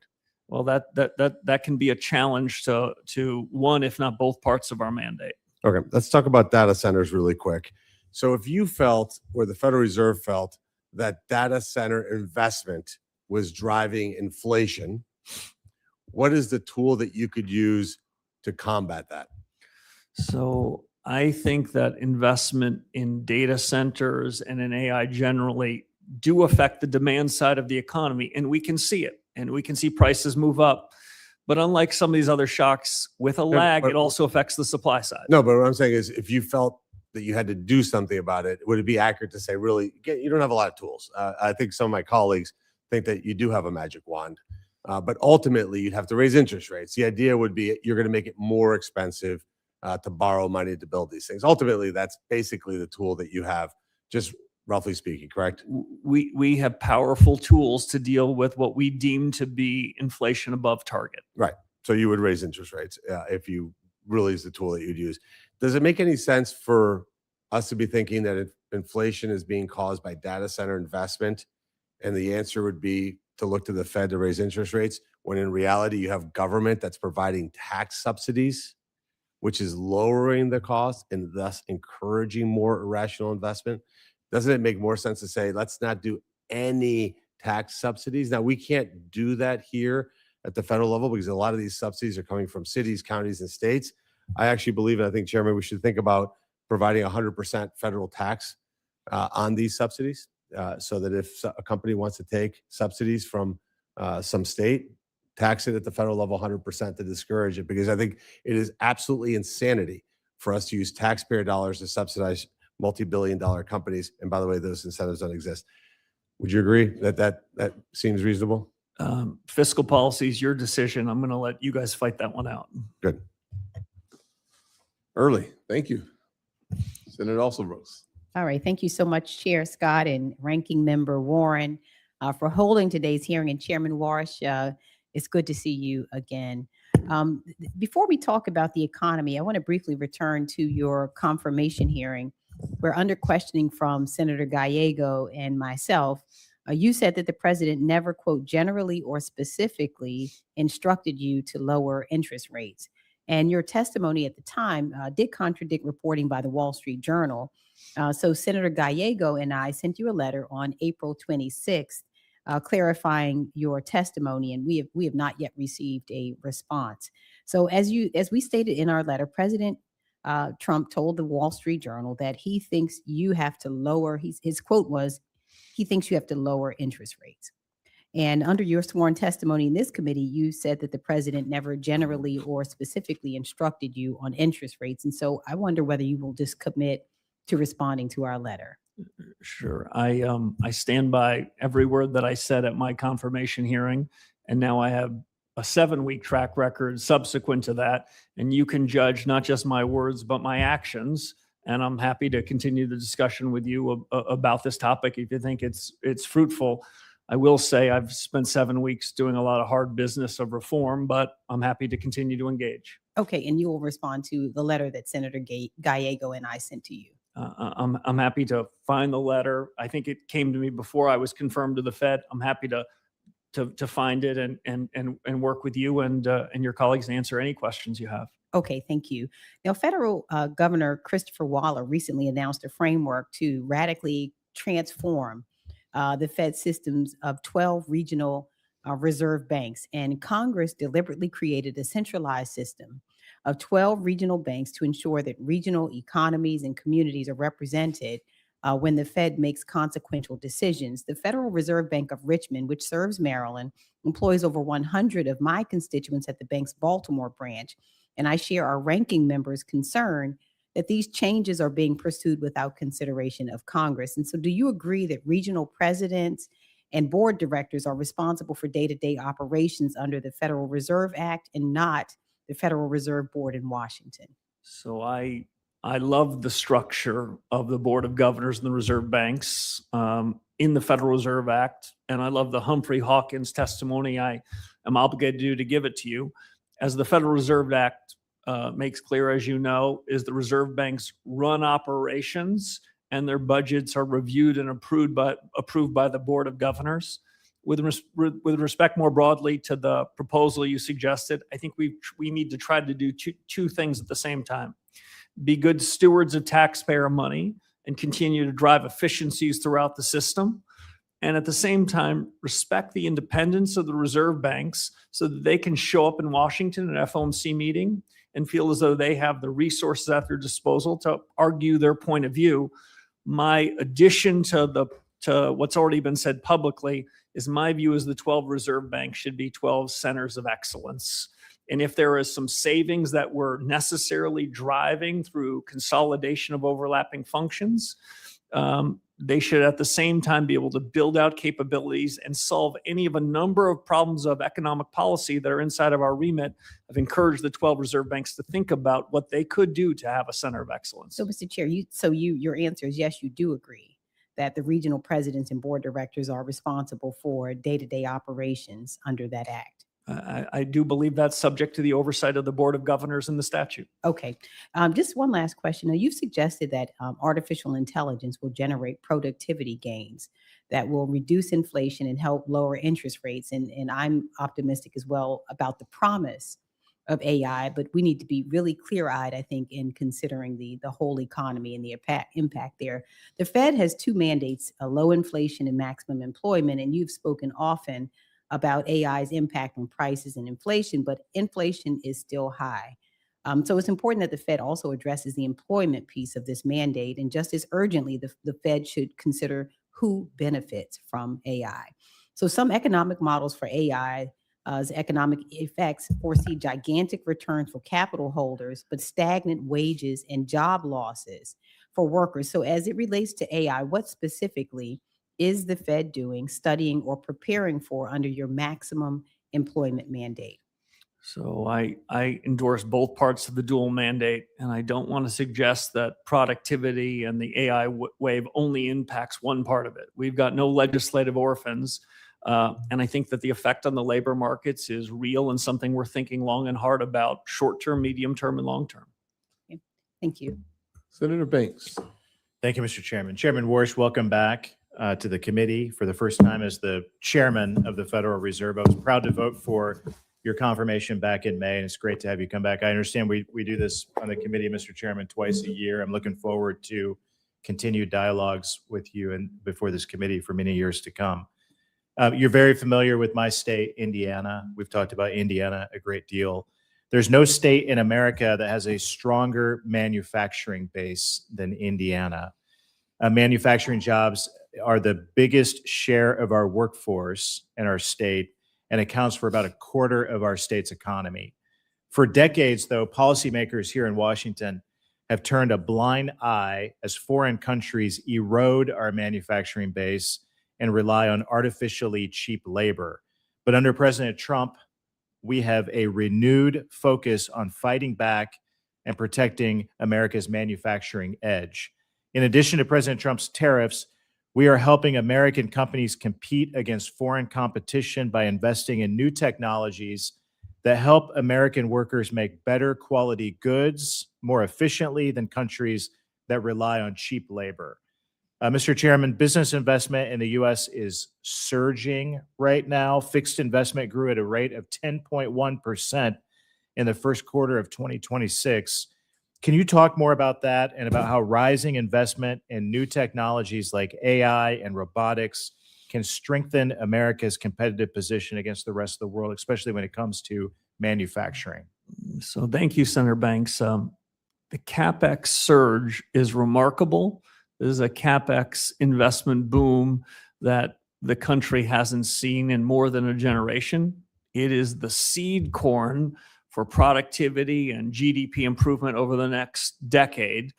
The way these waves typically go historically, which doesn't mean it has to happen this time, is a surge in CapEx with some lag leads to stronger economic potential, stronger growth, higher wages, and more productivity. This surge is different. It's happened faster.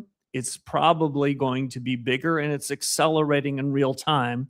The effect on the Fed's mandate is something we're taking very seriously. But I would far rather have a capital expenditure boom than have large corporate profits go back into share buybacks and dividends. Investing here is a good thing. And all other things being equal, it's going to have fruits for the American economy. Good. Later this year, bank regulators are expected to finalize new rules covering capital and stress testing. The Fed's new rules are a world away from the harmful Basel Endgame proposal that the Biden regulators tried to jam through, which would have hit working families in Indiana with a hidden tax on every mortgage and small business loan. But the transition still has to be handled well. These capital rules touch every part of a bank's planning. Implementing the new rules with a clear and organized timeline is critical. Will you commit to coordinating the rollout of these new rules across all major bank regulators so community banks especially can rely on clear guidance to follow? Yeah, Senator, I think clarity here is really important. These rules, as you know, are out for comment. I'm keenly interested in the comments as they come in. I think it is a very good thing if the bank regulators can speak with one voice. What we saw going into the 2008 financial crisis was a lot of regulatory arbitrage where institutions were choosing the regulator that best served their needs. I would love to have one standard, and I'm committed to work with the other regulators to see if we can achieve it. I'll just make one other point. You referenced the stress tests. The stress tests were a design and idea that we came up with one dark evening in the 2008 financial crisis. Stress tests have been used from that year till this year. I'm open-minded to reforms around the stress tests, so the stress tests aren't merely a compliance exercise, but help reveal both to the regulator and institutions what would really happen under a series of stresses. Good. When you were here during the confirmation hearing, you and I talked about the China threat, something that you focused on for years. I know you're only 2 months into the job as chairman, but Any updates or on how you can assess the threat that China poses to the dollar's role as the world's reserve economy? So they're pacing power. They are the AI, the fight over AI is one of a proxy fight between these two economies that are striving for significance and influence over the next decade. I think we are on the front end of those technologies, but I don't want to sound complacent about it. And like with all technologies, they can be used by friends or adversaries. And so if there's a subject upon which I've been focused related to this in my first 7 weeks, is making sure the institutions we regulate and the Fed itself is aware of our vulnerabilities. And I still think we've got some work to do on that. Good. Thank you. I yield back. Senator Blunt Rochester. Thank you, Mr. Chairman, and thank you, Ranking Member Warren. It's good to see you, Chairman Warsh. I will tell you, I've been in and out of the room because I have 4 committees happening at the exact same time. And so going back and forth, and I know a lot of the things that I wanted to talk about or questions I wanted to ask, some of have already been asked, so I may not use the whole time. But when we talked before during your confirmation hearing, I raised questions about primarily 3 things. One was the independence of the Federal Reserve, and you've spoken a lot about that today in the hearing.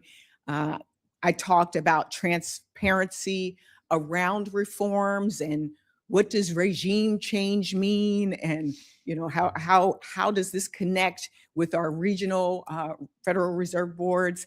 And then I also shared with you just my real deep concerns about the impact of AI as well as the opportunities for AI and just the changing landscape, particularly when we talk about that mandate of full employment, maximum employment.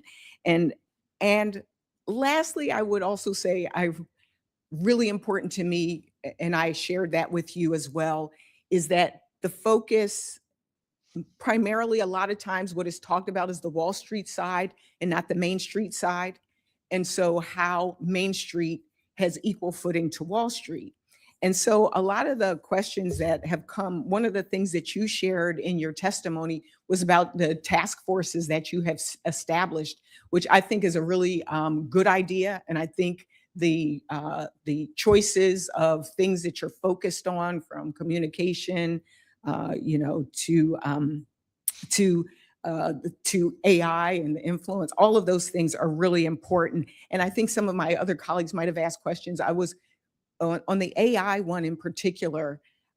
I hope that there will be the inclusion of other voices beyond economic experts and tech individuals, but actually families, businesses, people that are actually both consuming and impacted by AI. So if you could talk a little bit more about the makeup of that one in particular and how you will include people both in the task force and how you will include Main Street in your ongoing work at the Fed, because before we had the Fed Listens tours, and I heard positive from both folks on the Federal Reserve side as well as the community side. So could you talk about the inclusion of Main Street on the task forces, and then ongoing in your work, how will you include Main Street? Yeah, so let me address both those questions, Senator. First, on the task forces,